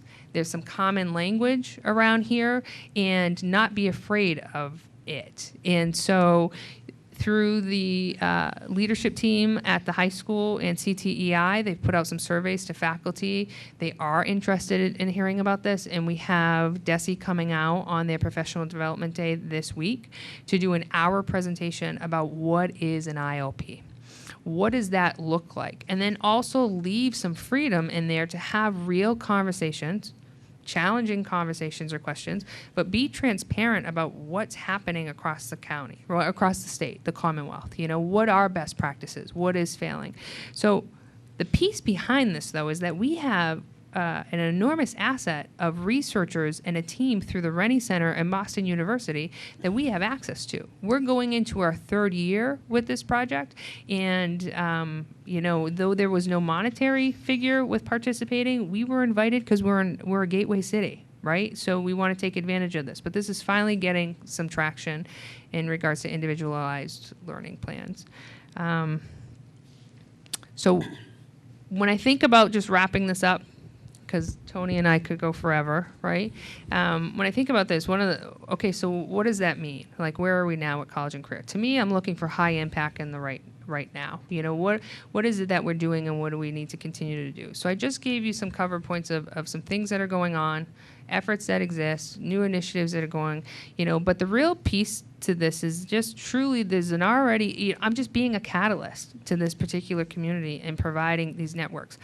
It's no surprise that public education has their own language, right? And there's this own bureaucracy that comes along with public education that at times make it extremely difficult for the business community or service providers or even parents at times to navigate this particular system. So when I'm working with you know, the city's economic department, our, you know, career center we have here in Leominster, you know, our other service providers that offer other pathways in education, I'm truly looking to just navigate that bureaucracy for them and place, you know, their resources in the hands of who does that well, which is our teachers, which is our coordinators in our building. So I'm just helping break down those silos and being a point person. So if you have communities or business community members or individuals that are interested in connecting with the school, there's a variety of different ways to have students involved. So I wouldn't expect any of you or all of our faculty in our district to understand what all of those options are. So utilize me as a point of contact. And the same is out there for our schools, right? So our schools know that I'm a resource for them as well, you know, to just navigate that piece of it. So I talked a lot. Thank you, Trish. And I talk slowly. Yes, Nona. Trish, at what point, Yeah. from what you know, at what point do we ask a student what their interests are? So at what grade level, where in the process do we say, So- what would you, forget Yeah.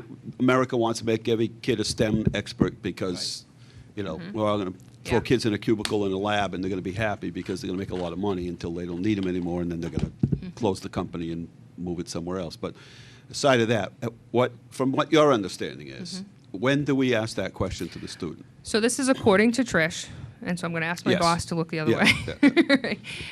We're not asking early enough, right? This needs to happen much, much, much sooner. So, I think that we need to be having these conversations pre-elementary, right? Just when we're also talking about early literacy, okay?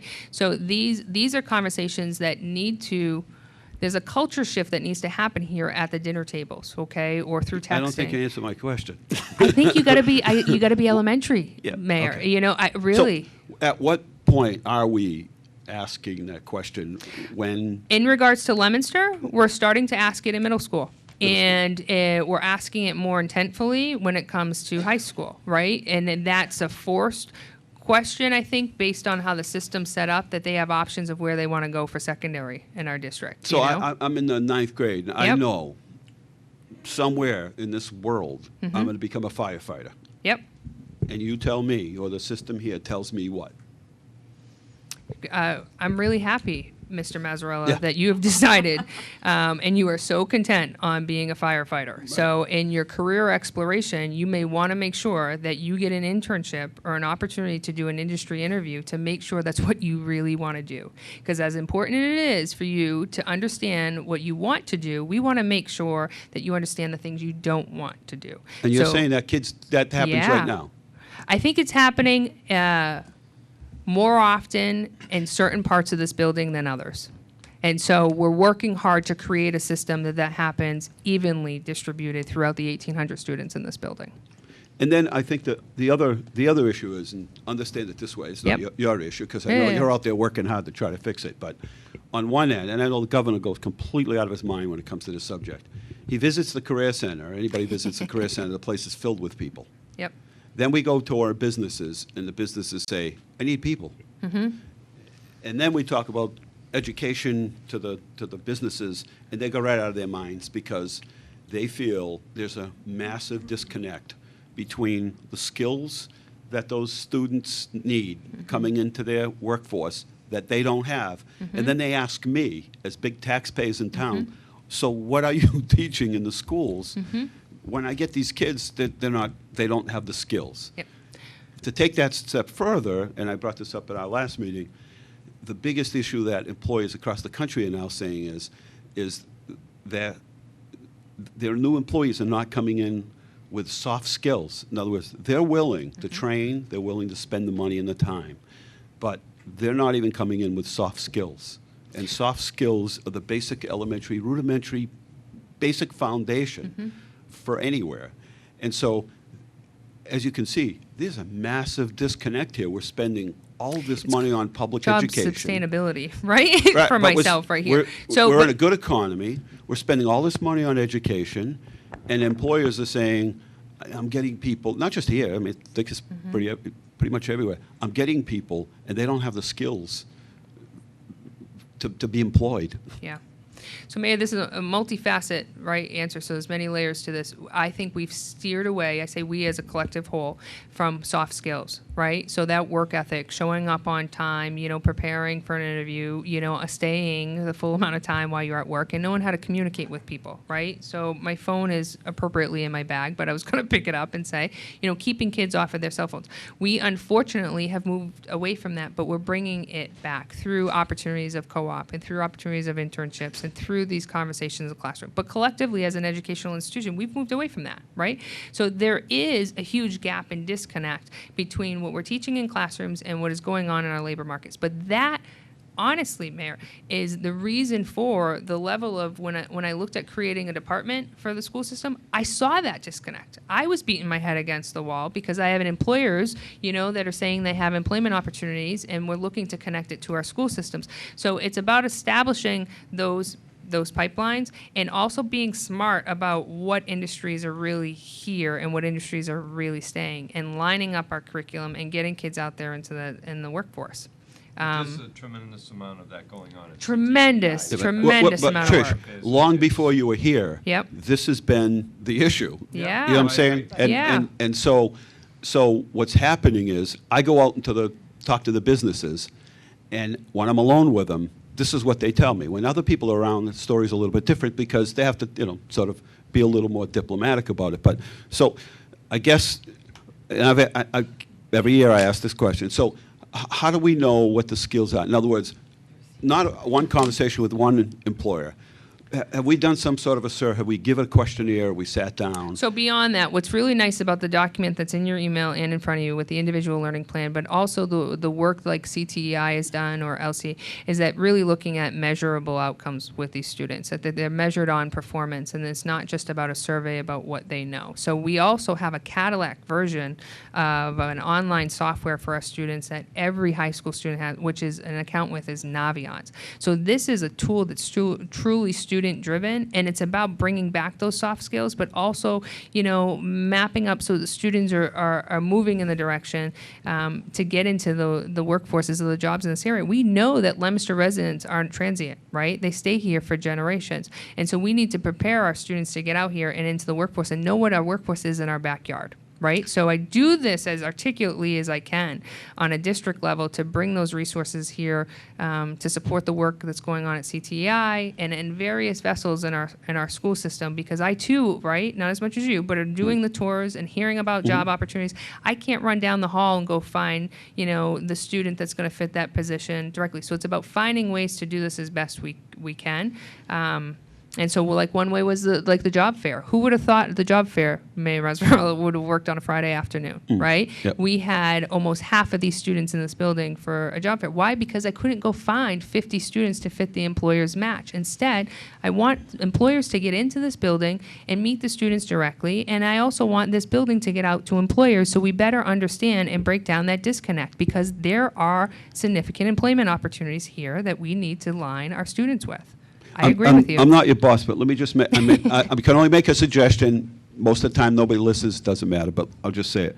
First, I think between the Career Center, yourself, whoever, needs to go, and interns or whoever, and go out and have a candid conversation with the business owners or the HR people, and grab the data from them. I think that's a starting point. Grab the data from them as to what are the skills, what are the issues, who's showing up to work and what skills they don't have and what skills they need to be able to produce better, more efficient product. I mean, they're under a lot of competition in business, and their productivity is pretty much leveled out. So the only place is for growth and increased productivity, correct? So to me, that's the starting point. Without that, well, I'm glad I hit your starting point, though. I'm really glad I did. If we don't have that, then the rest of this just falls in on itself, because we have no way to go back and talk to anybody and say, are the things that we're doing working? Because if they're not, then we need to refocus our energies and redistribute our resources, because that something here is not working, rather than going another 15 years before another Trish comes through the door and says, yeah, you know what, for 23 years you guys have tried to do this, it didn't work, but I'm here now, I'm going to save it. So to me, my recommendation would be, A, get out there and talk to the businesses here, from the Market Baskets of the world to the plastic shops to the whoever's, and one-on-one, and go right down the line and lay out all the questions and create some data that specifically states, here is the need of our local businesses. And if you come back to us and the rest of the community, now you have something that says, here are the needs. And now I think you can come back to the school system and say, how do we fit into this? Because it's not happening, it hasn't happened. I can only hope that it will. But I don't think unless you do that you can go any forward. Then I think we're just doing what we did, only there are different people. I must have talked to 15 different people that are doing pretty much what you're doing over the last 23 years. And they all did a good job. But I'm just saying, without that, I don't think they were as impressionable or humorous as I I agree. was. However, I agree. However, nobody's as good as you and I. all right, will say that. but I will appreciate it. What you say speaks volume. I can't speak on behalf of our Career Center, and I know we got some hands here, but I will say that you might be looking at my calendar in regards to what it is I'm doing, because what you're saying is speaking volume, right? I'm not getting into these businesses by myself, okay, but I'm doing it with the hat and the representation of this particular district, and quite frankly, within certain offices out of your city hall, okay? We are having those conversations, and we are are inviting those businesses up here, and I am prying folks out of this building who are responsible for teaching students on a daily basis to actually go and take a look at buildings and businesses. Now, could we do better? Absolutely, right? But we're generating those conversations. Right. We definitely are. But what we're getting is a sample.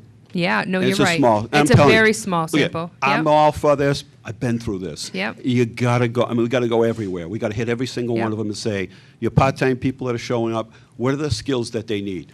Otherwise, we're spending $65, $70 million a year, and it's a sample. Yeah. And that's what we're doing. And Yep. no business can go out and run a business if they don't have an understanding of what their customer or consumer wants, Correct. or what the needs are. So, you know what I'm saying? It's product development. And we're doing this basically the same thing, don't it? Yep. Okay, thank you. I have 4, hopefully quick things, Go because for I it. know other people have had their hands up.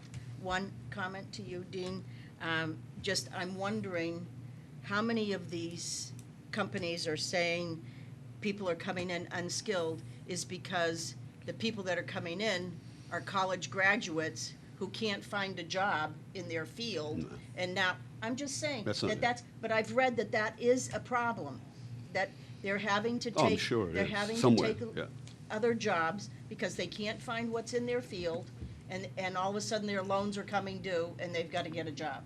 I also think, I think you're doing a phenomenal job, Trish. Thank you. In getting out and meeting them. I'm wondering that this program should be a requirement of all students, that you're showing them how to conduct themselves in an interview, you're showing them that you don't hang on your cell phone, you're showing them all these things that you've talked about this evening on how to be a good employee. Okay, that's one thing. The other things are, the situation with the work permits. Yep. Twofold. You're saying you're getting data off of them and you're tracking that data. Does the state know you're doing that? Yeah, so to answer that, the way that we're tracking it is in-house, okay? So when students come in, we've got partial data from last year because we only took this over at a halfway point in the Right. school year last year, and then we have all of over Yeah, the but you're summer. using- We're using the state data. Forms. Correct. That have to be turned. Correct. that- And so then the only way to answer if the state knows what we're doing is that we also have students fill out what's called a work-based learning plan. And so we're reporting underneath connecting activities for our Workforce Investment Board where our students are Okay, working. what about when school's not in session, Yep. February vacation, where they're gonna get a work permit? So February vacation, they'd have to wait till their vacation was over to come back into the high school. And I don't know if that's the answer you want here, but I'm just telling you, right? I want to be I don't- transparent. But public work permits are issued through public institutions, public education, and either fall in out of their superintendent's offices or out of their high school because that's the age of consent to work. And so you got to go just like with a business when the business is open in order to get the Well, in item. the- So that's in- the work permit. In the dark ages, Yep. it was done at City Hall, then it Yep. became through the school system. And I did work permits for years. working Bless at the your high school. heart, Nona. Huh? I said, bless your heart. Every kid comes to City Hall. They do. Well, Every kid comes yeah. to City I Hall know, for a work because- permit. Because that's where the work permits, that's where the birth certificates is. Right. Yeah. And you need your birth certificate. And there's a false perception out there you need a work permit to go looking for a job, you know? Yes. So that's another whole Right. but self-inflicted, you know, it really made a lot more sense for it to be underneath the college and But career I readiness think permit. we've done a disservice to the community by all of a sudden, now you go here for the work permit, well, okay, now you go over here for the work permit, and now you go here for the work permit. Yeah, that predates, that We're predates jumping- us, but, Well, this summer you had to go downtown for the work Correct. permit. To me, Yep. if you're going to run it here, Yep. then it needs to stay here during the summer, during vacation times, and those that are here working during those times need to pick up that responsibility. well, and I appreciate your suggestion, and so, you know, I'll make note of it, but, The other thing The other one is, as you know, my issue with, on here, the office assistant. Mhm. I think we have resolved it, but I'd like to know that it's resolved by the weight having been changed versus the credit. So intentionally didn't mention it for your opportunity to ask about it, Nona. So thank you for being interested. So in regards to the weight of the actual credit, I have to refer that back to Dr. Lord. I'm not aware of that. My belief is the weight, and I may be speaking out of term, may be the same. Now, what is different that I'll speak to is that the enhancement of looking at the academic rigor of what that course actually entails. It does not look like it looked last year. When Dr. Lord came to myself and Michelle Walks about having a conversation, he was looking to replicate the success in our career exploration course that was happening in the 7th period, where students actually leave the building to do an internship, right? So with that, they don't just leave to do an internship. They actually have a syllabus, and they actually have, a research project, and there is regular meetings, and there's timesheets, and there is accountability in their performance, but there's also academic integrity and rigor. So the revision of this was, we did some sampling. We had conversations with who currently had office assistants, right? And do they want to continue to have office assistants? And was it fruitful enough for them? So maybe it's fruitful for 2 or 3, but not 5, right? So, and maybe it's fruitful for, the offices to have them, but not necessarily, other faculty members in the building. So we revamped the placements. We put a cap on how many could be in there. And that was truly out of the recommendation of who currently had office assistant positions. And then Michelle Walks, our career exploration instructor, revamped a whole syllabus in regards to their expectations. So really their grading instructor now is Michelle Walks. But So I don't have the answer on the weight of the credit, but I know the Well, I integrity think- of it went. I think with superintendent, I think the weight was supposed to have been changed, and I think that would solve the concerns, Mhm. particularly that I have, on I the don't even know what fairness, you're talking about. the fairness of that. I have no clue. No, okay, just a brief overview. I don't want to know. You want to know? No, I don't want to know. Okay. So Nona, I will have to do a follow-up. I have no problem doing a follow-up email to the school Well, I committee just would like in to regards know to the that weight. The credit, was to stay 5 credits, but the weight was to drop. Okay.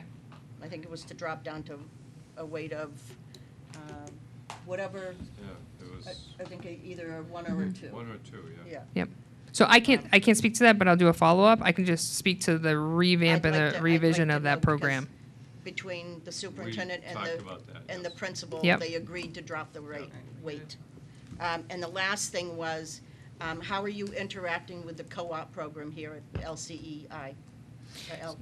Yeah, CTEI. Yep. Too many initials.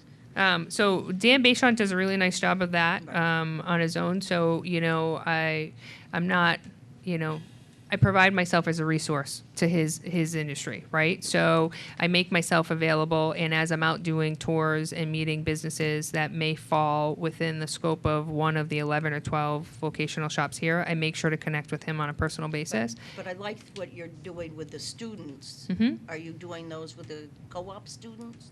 The, Explain a little more. Sorry. well, the training of the students to, interview process, the resume process. Yeah, so Tony was a CTEI student through Machine Shop, so he had access to that elective as well. So, the work within co-op is that we've actually learned a lot from what's being done here in CTEI and replicated from the existing efforts here and just replicated it to the other side of this building. And so I make myself as a resource available, but the electives are also available and continue to remain available to CTEI students to be part of the career readiness work. And Dan Bayshant does a great job on getting his students out for quality placements, so that he ensures they have those soft skills before they go out. Yeah. Okay, thank you very You're much welcome, for answering my Nona. questions. I just would like this to be a requirement. Mr. Ron? My only question is, what do you do for a kid? Who still doesn't know what he want to do when he grows up? Yeah, we have lots of those. right? So, you know, when you talk about a student that doesn't know what he wants to do, it becomes critical when you're talking about a student entering his senior year. So they're all on individual case scenarios. So a student could be getting access or information from their guidance counselor. They also have relationship building with instructors they have in their course content. But the reality was a course was very specifically tailored, was career exploration. And so that course is intentional for those seniors that are looking to explore either something they know they wanted to do, like the mayor wanted to be a firefighter, okay, then we get them out there. But if they don't know what they want to do, we start doing all of those interest inventories. We start exploring that. We start doing some self-reflection.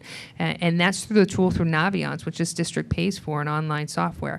And so we start doing that, and then we get them out of the building to start having real-world experiences, to start figuring out, yes, they want to work with kids, or no, they don't ever want to work with kids, but that they obtained transferable skills while they were out there. So they know how to show up on time, they know how to be prepared, they know how to fulfill that placement. So those students who are still wandering, we start to kind of, you know, put them in situations for them to start navigating this with supports in place within their regular school day. Ronnie. Ron, the other thing that we try to do, and this has been especially a highlight at LCE, is that we would rather have a student identify with an experience at the high school level that they find out they don't really want to do than to go and invest in higher education, then find out after 2 or 4 years, I don't really want to do this. And we've had a lot of those experiences at LCE, as well as Trish has had them here at the high school, where kids go out, they say, using her example, I really want to work with kids. Then they actually get into an early education setting or into a daycare setting, Not their or thing. whatever the case may be, and they say, wow, no, this think I wanna isn't what make I bread. want to do. That's right. So we have eliminated that possibility for that child or for that student by actually going out, doing some real-world learning, and having them realize that, boy, that's something that I can check off the list and move on. The other thing that we've tried to reinforce through the Leominster Ed Foundation, through the tremendous amount of scholarship money that we have been being able to distribute to students, is really promoting the certificate programs at our 2-year institutions. So in a lot of cases, kids might not really know what they want to do, but they could enter the EMT program up at Mount Wachusett, or they could enter one of the other certificate programs in early childhood, or whatever the case may be. And it's not a huge investment of time or money, but they have the opportunity to get the certificate, participate in that opportunity, and then work their way through there. So it hasn't taken hold yet, but we did have some advancement over the last couple of years with some students who took advantage of that and got some scholarship money for certificates. And I think that that's really going to be a launching pad for a lot of kids in the future to be able to begin to identify with an interest and then fulfill that interest. So a bunch of things going on there, but I think just reiterating what Trish said, one of the objectives that her and I have talked about for the next couple of years, and I've said it to the school committee, is really pushing the individual learning plan process down to the middle school level, even starting in 6th grade, so that when they have that experience at Northwest Elementary and they've dressed up as a fireman, and then they begin to look at their academic plan moving forward, they're going to take those fire science related courses and other courses that they need to be able to become the fireman, become the EMT, whatever the case may be. So I think the sooner, as the mayor had asked, the sooner that we get students focused on an interest, focused on career opportunities, and developing an academic plan around that, the better off we're going to be. So I guess basically it's the devil's question, because it beggars Nona's question, Dean's question. The question I have is age specific. You're saying you're going backwards to the 6th grade. Yeah. What about this way? Is there an age limit? Like, let's for Nona, she was saying there are people out there, boys and girls, who've gone to college or this and that, and they can't find they can't find. Right. But we- Now they gotta They only go through they gotta 12th get grade. reinvented. They have to Yeah. reinvent themselves. And everybody has to reinvent themselves, Ron, because right now the statistic is that no one stays at a job for more than 5 years. That's just the nature of the economy, the nature of the world that we live in. But the fact of the matter is if we properly prepare our students, which we are, with a variety of skill sets, and they can identify interests earlier, and not waiting until grade 10 or 11 to be able to start to figure out what they're going to do, then we help them hone their skills and hone their interests in a way where they are more equipped when they reach 9 to 12 to be able to define that career opportunity. So. So I have two comments. One is to Tony. So I graduated from Leominster High School in 1989. I had no idea what I wanted to do when I graduated. But I had a teacher named Suzanne Monahan, and she taught a class called Jobs for Bay State Graduates. And that was the one class, that and typing, that have helped me tremendously until I'm age 45. I mean, I didn't start going to college until I was 30 years old because I just didn't know what I wanted to do. And through that class, one of my best memories is learning how to write a resume. And one of the most important things that she taught me was a great handshake, because people can teach, you learn a lot about a person from a handshake. I'm teaching my... That's completely true. And eye contact. Every time my son goes like this, I'm like, oh, no, you shake my hand like you mean it. Because people, that's important.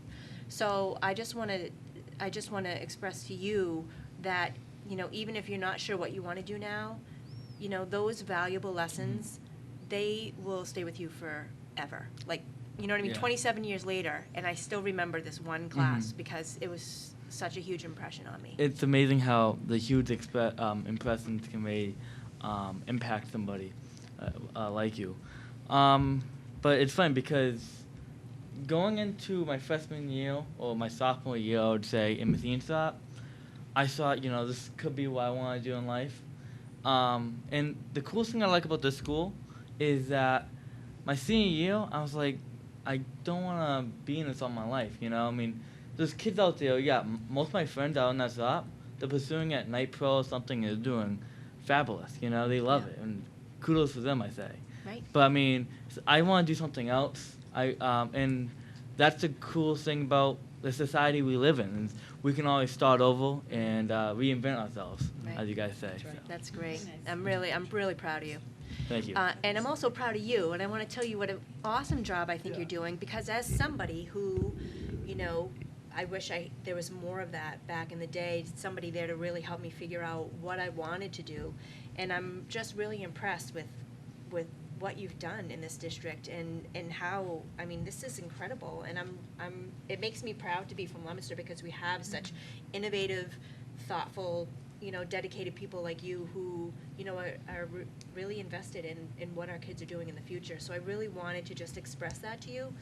No, I appreciate that, and I have to share the credit. There's been some really great existing efforts already in this district, and there's no one answer to this, right? You know, and there's no one person that's going to do this, and truly we have a great team. And so when I was asked to build a department, I didn't really have 5 vacant positions to fill, right? So how do you sit back and say, how do you build a department for college and career readiness? Well, it goes right back to that definition, making sure that all students, right, because that's the hallmark of Leominster Public Schools, is that all students are leaving prepared. And so in doing so, I had to create a department, and that department meant building relationships within our already school culture. So thanks for acknowledging it, and because we were looking to scale it, bring it to scale, you know, versus just coordinating some fun college and career stuff. We were really looking to scale this up, so thank you. It just makes me feel better as someone who has 2 stepsons and a son that are just heading up. They're all going to be at the high school together in a couple years, and you know, it's good to know that there's,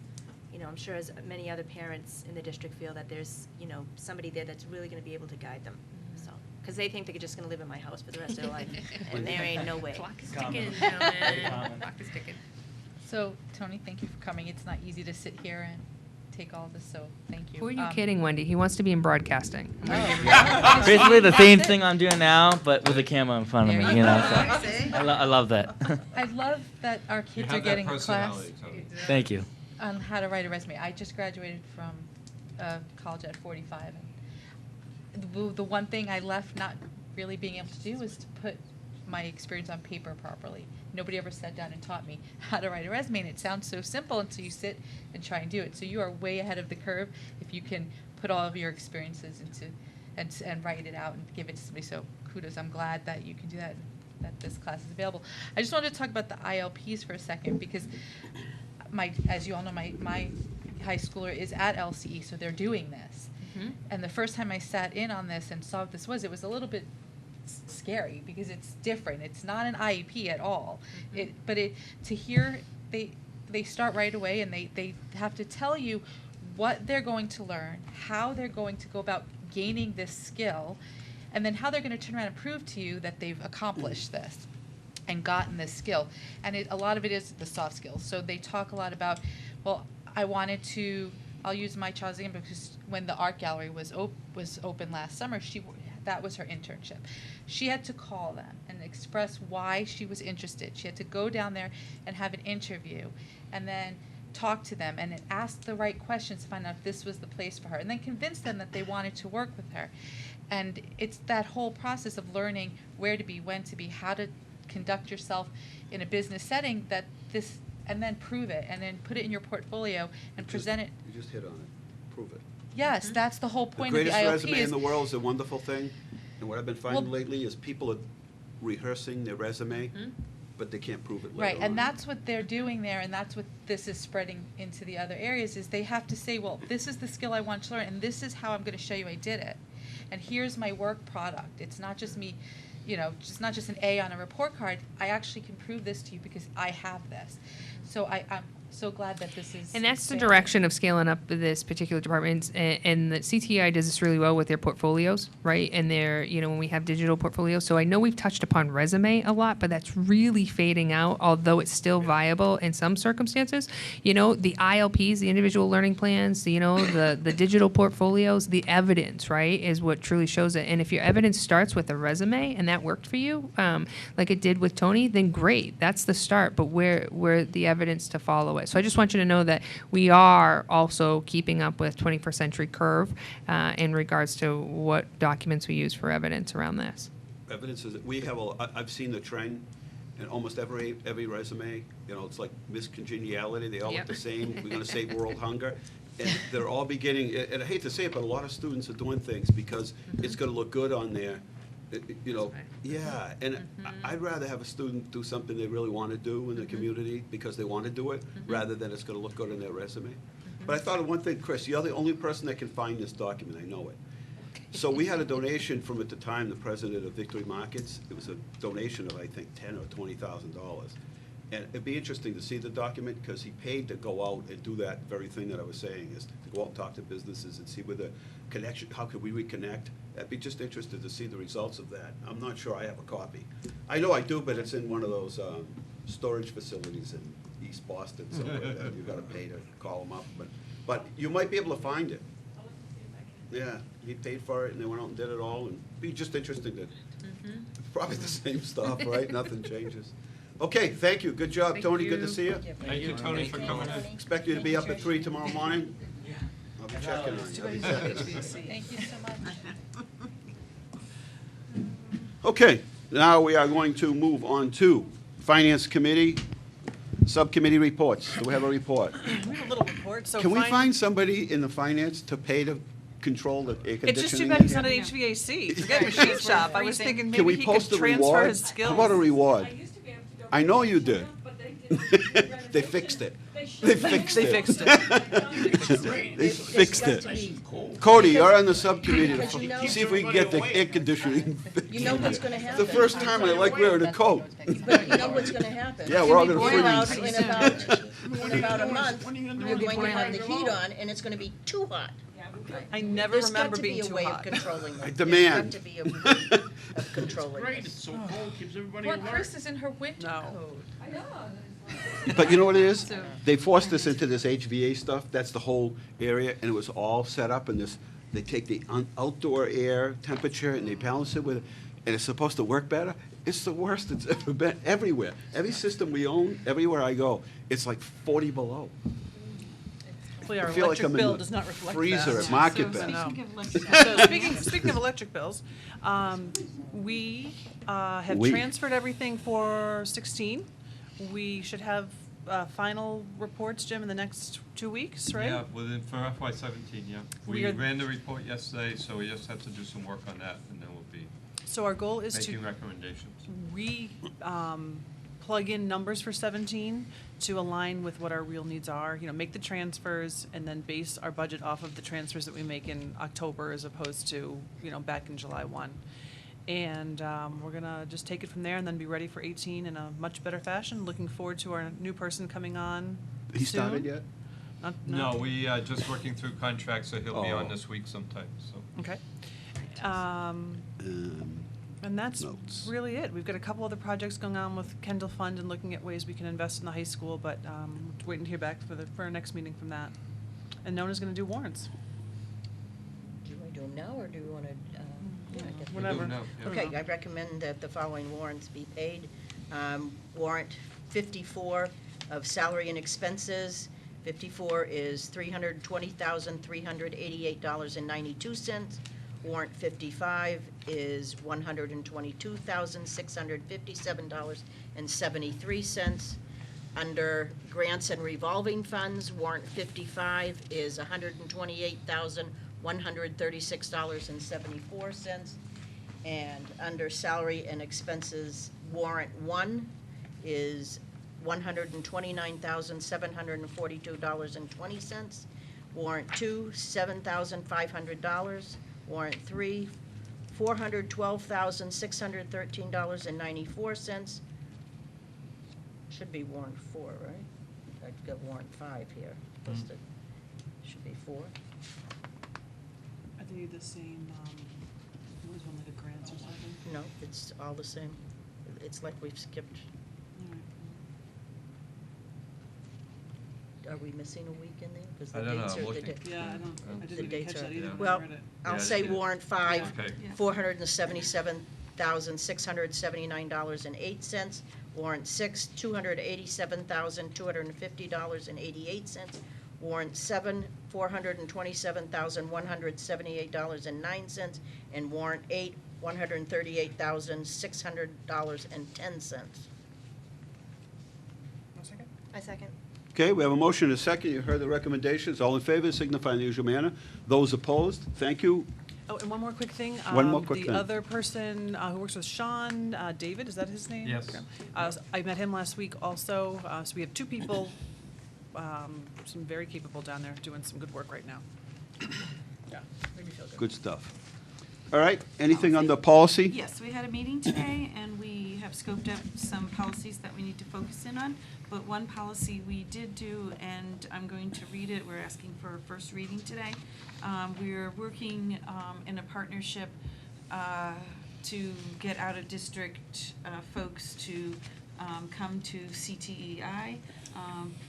This particularly West Boylston for the 2017-2018 school year. They are looking to send their kids to a different technical school than they currently are.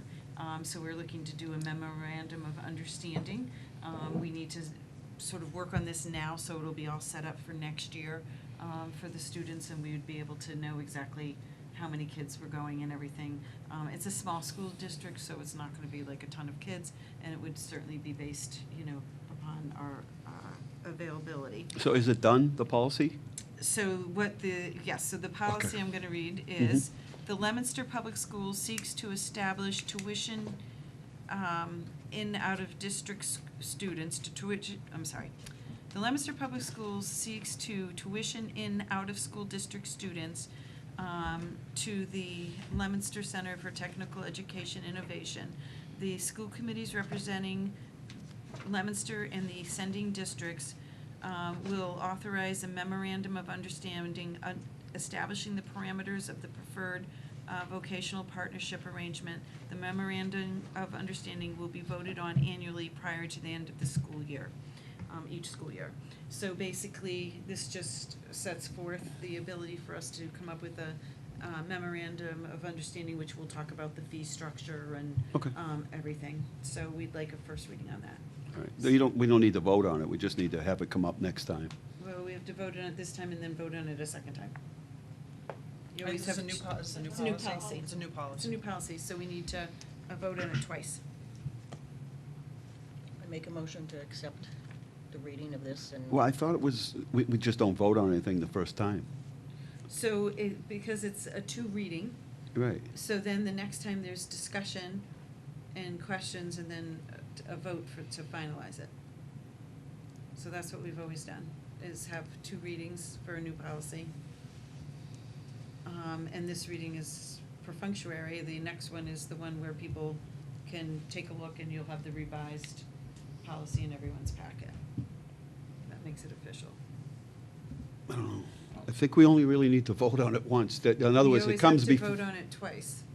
We always vote on new policies twice. Have we been doing it that way? Yes, Yeah. forever, for 20 years that I've been here. I'll second. Is Thank this you, a new Ron. policy or an updated? It's a new policy, brand new. So we have to have two readings. And West Boylston has a time issue, so that's why we have the first reading tonight. I'm okay with it now, but Yeah. we usually just, okay. So, all in favor? Those opposed? Okay, anything else under policy? And then it'll be, obviously, on the agenda for next Yes. meeting, with the revised. I think what you've done in the past is sometimes you waive the second sometime. But We've if always it had comes two. before us, that's the first time we see it, and I thought we voted on it. We didn't vote on anything the first time. I We think we changed We don't that. have this yet, Right. so we're kind of skipping this step. So how do we vote? Well, Okay. so we read it, But we read it. and it was in your packet, we just Yeah. tweaked it. Yeah. And then you will vote on it. It's not in effect until we have the second reading and for discussion. Okay, anything else under policy? Not really. Okay. So we'll move on to approval of the minutes, September 6th. Have anybody a chance to look through the minutes? Yep, I'd like to make a Errors, motion omissions? to approve those minutes. Second? Second by Heather. Any errors or omissions? Get your name right. You were here, you weren't here. You thought you were I'm here? just trying to pull it up because there was. I found a comma First. missing, Chris. Where's Bill? And then Where's you Bill? need 'em. All right, all those in favor? Aye. Those opposed? Action on the school committee vote on charter school resolution document. And we got a chance to hear both sides tonight. We thank everyone for coming. And so I believe that the resolution is written to oppose the charter school Yes. legislation. So we need a motion, a second. Make a motion. Make a motion, a I'll second. Second it. And a second by Ron. Any discussion at all? This is a resolution, and honestly, I feel it's really a decision, my personal opinion is to be left up to the voters to, and I hope we help tonight by having this forum here, to give them the opportunity to sort of hear a 10-minute summary of things, but it's a resolution. Nobody's really required to vote. I'm going to just abstain from voting because of that, but I think it was helpful. I hope it's helpful. Peter's here. It's on film. I hope it helps somebody, but I think people are pretty educated. I think and- it is up to the voters. Yeah. Obviously. But I They'll think decide. taking a We- stance as a school We, as a committee. school Right, committee, and you need to can. support our system. And you can, I'm just saying, it's the resolution, I choose not to take a So we position at have all, had- because I'll just leave it to the voters. Yes? You know, I'd like to say that I am going to vote in opposition to it, but not so much for the finances, because the money should follow the child, but they don't accept our demographics. You know, it's not, they don't represent who we are, and that's my big problem with it.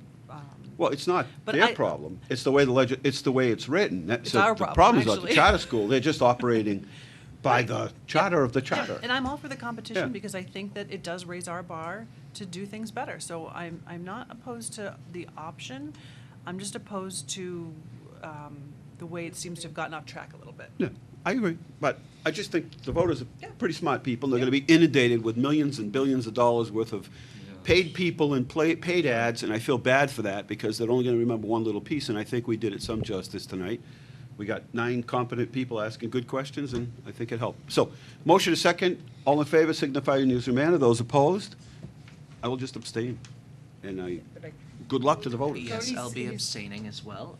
I was recently employed by the Save Our Public Schools campaign, so, yes. So I'll be excusing myself from this vote. Thank you. When you abstain, you just need to file a disclosure, and then in the future, it's not a big deal, but just like leave the room so nobody can say, we didn't know you were, so there was no real threat that you were going to influence our decision. Okay. So we are at the very end of the meeting, and we have new and old business, if anybody has new and old business. Oh, Superintendent's goals, so I'd like to make a motion to Okay. approve the goals presented at our workshop for the superintendent. I'll second. questions or comments? Those are our goals now. Over it. So the superintendent's goal, we agree on those. We had a good session. All in favor? Those opposed? Thank you. And then on the new or old business, couple of things. One was, we're going to move to that consensus agenda now. So we're going to move to those workshops. Yep. So before we move into the next meeting, is there anything that you would like us to focus on for the next meeting, which will be a workshop No, because meeting? the next meeting will be a business meeting only because we have the, but the what? professional status Professional status. awards Oh, to Meeting that's the teachers. Apple. next And time. that's Okay. at Skyview Middle School. The second meeting in October would ultimately be our workshop meeting. So in between time, Chris and I are still working through the year-long agenda. We're going to present that to the chair and vice chair, and we'll get it out to all members. Okay. So you can take a look at that, and then you'll kind of see the pacing as we go through the rest of the agendas. New or old business? Yes. I have a quick question about that. Didn't we kind of agree that it would be on an as-needed basis, like it wasn't gonna be like a set thing? Yeah, so what I'll do is I'll make recommendations, Heather, through the year-long agenda as to how that can be orchestrated, and then you can provide feedback on that, so. Yes, no. One other thing, I ran into Peter, and his last name escapes me right now, but he's. McDonald. McDonald, right. He's the CEO of Sunrise, and he has invited us for this coming Friday from 6 to 8 p.m. To Sunrise for their celebration of their 20th year in business. Having had a family member be there, I think it's a phenomenal place. They do great work with their senior citizens, and they also have an Alzheimer's unit, and I can't say enough good things about this place. Can you pass that down? Yeah, And a big surprise. and a big surprise. I can't tell you, it won't be a surprise. Well, I know. But I can just pique your interest. I know some people are going to be speaking at it. No, it's not, that's irrelevant. That's not it. That's like watching oil-based paint dry. What? We gotta get money? Well, gotta come to find out. The other thing is, I hope you all got this by mail. Yep. So we need to vote on Ron. I make a motion that Ron is our delegate for the, MCACDA LCD, yes. And a second? All in favor? Mr. Ron, once again? and then we'll need to, we have to do the resolutions before then, but we don't need Yeah. to do it tonight. Right, just to look at it. Yep. Also, tomorrow, there's a job fair downtown in the Common. We don't know how we're gonna handle, we think it'll do well. We're trying to prepare for parking and all that, but we think it'll go well. But if anybody, we're trying to get closer to, normally the job fairs are either at the, Doubletree, or they're at Devon's or whatever. So we're trying to get more of the job fairs out into the neighborhoods where people are comfortable and where they're more apt to. When I talk to people about, and I understand the Career Center was supposed to be like the one-stop, but it's to some extent, you got to get out into the communities that. So I understand why they did them that way, but it's really a disconnect having them on Erdman Way and then having, you know what I mean? And then having the people that you're trying to service 4 miles away.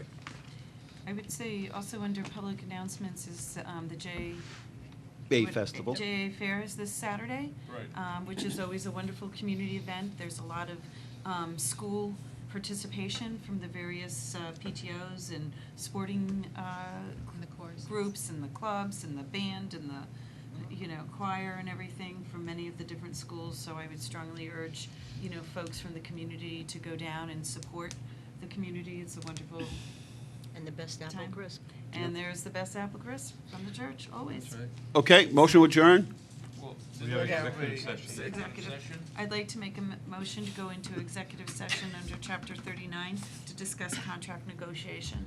Okay, this is a voice We vote, starting with will Eileen. not be returning, or are we returning? No, we do need to return. Okay, we will be returning. We will And yay. be returning. We Yay. expect anybody that's leaving Yay. here to wait. Yay. Yay. Yay. Yay. Yay. Okay. Can we go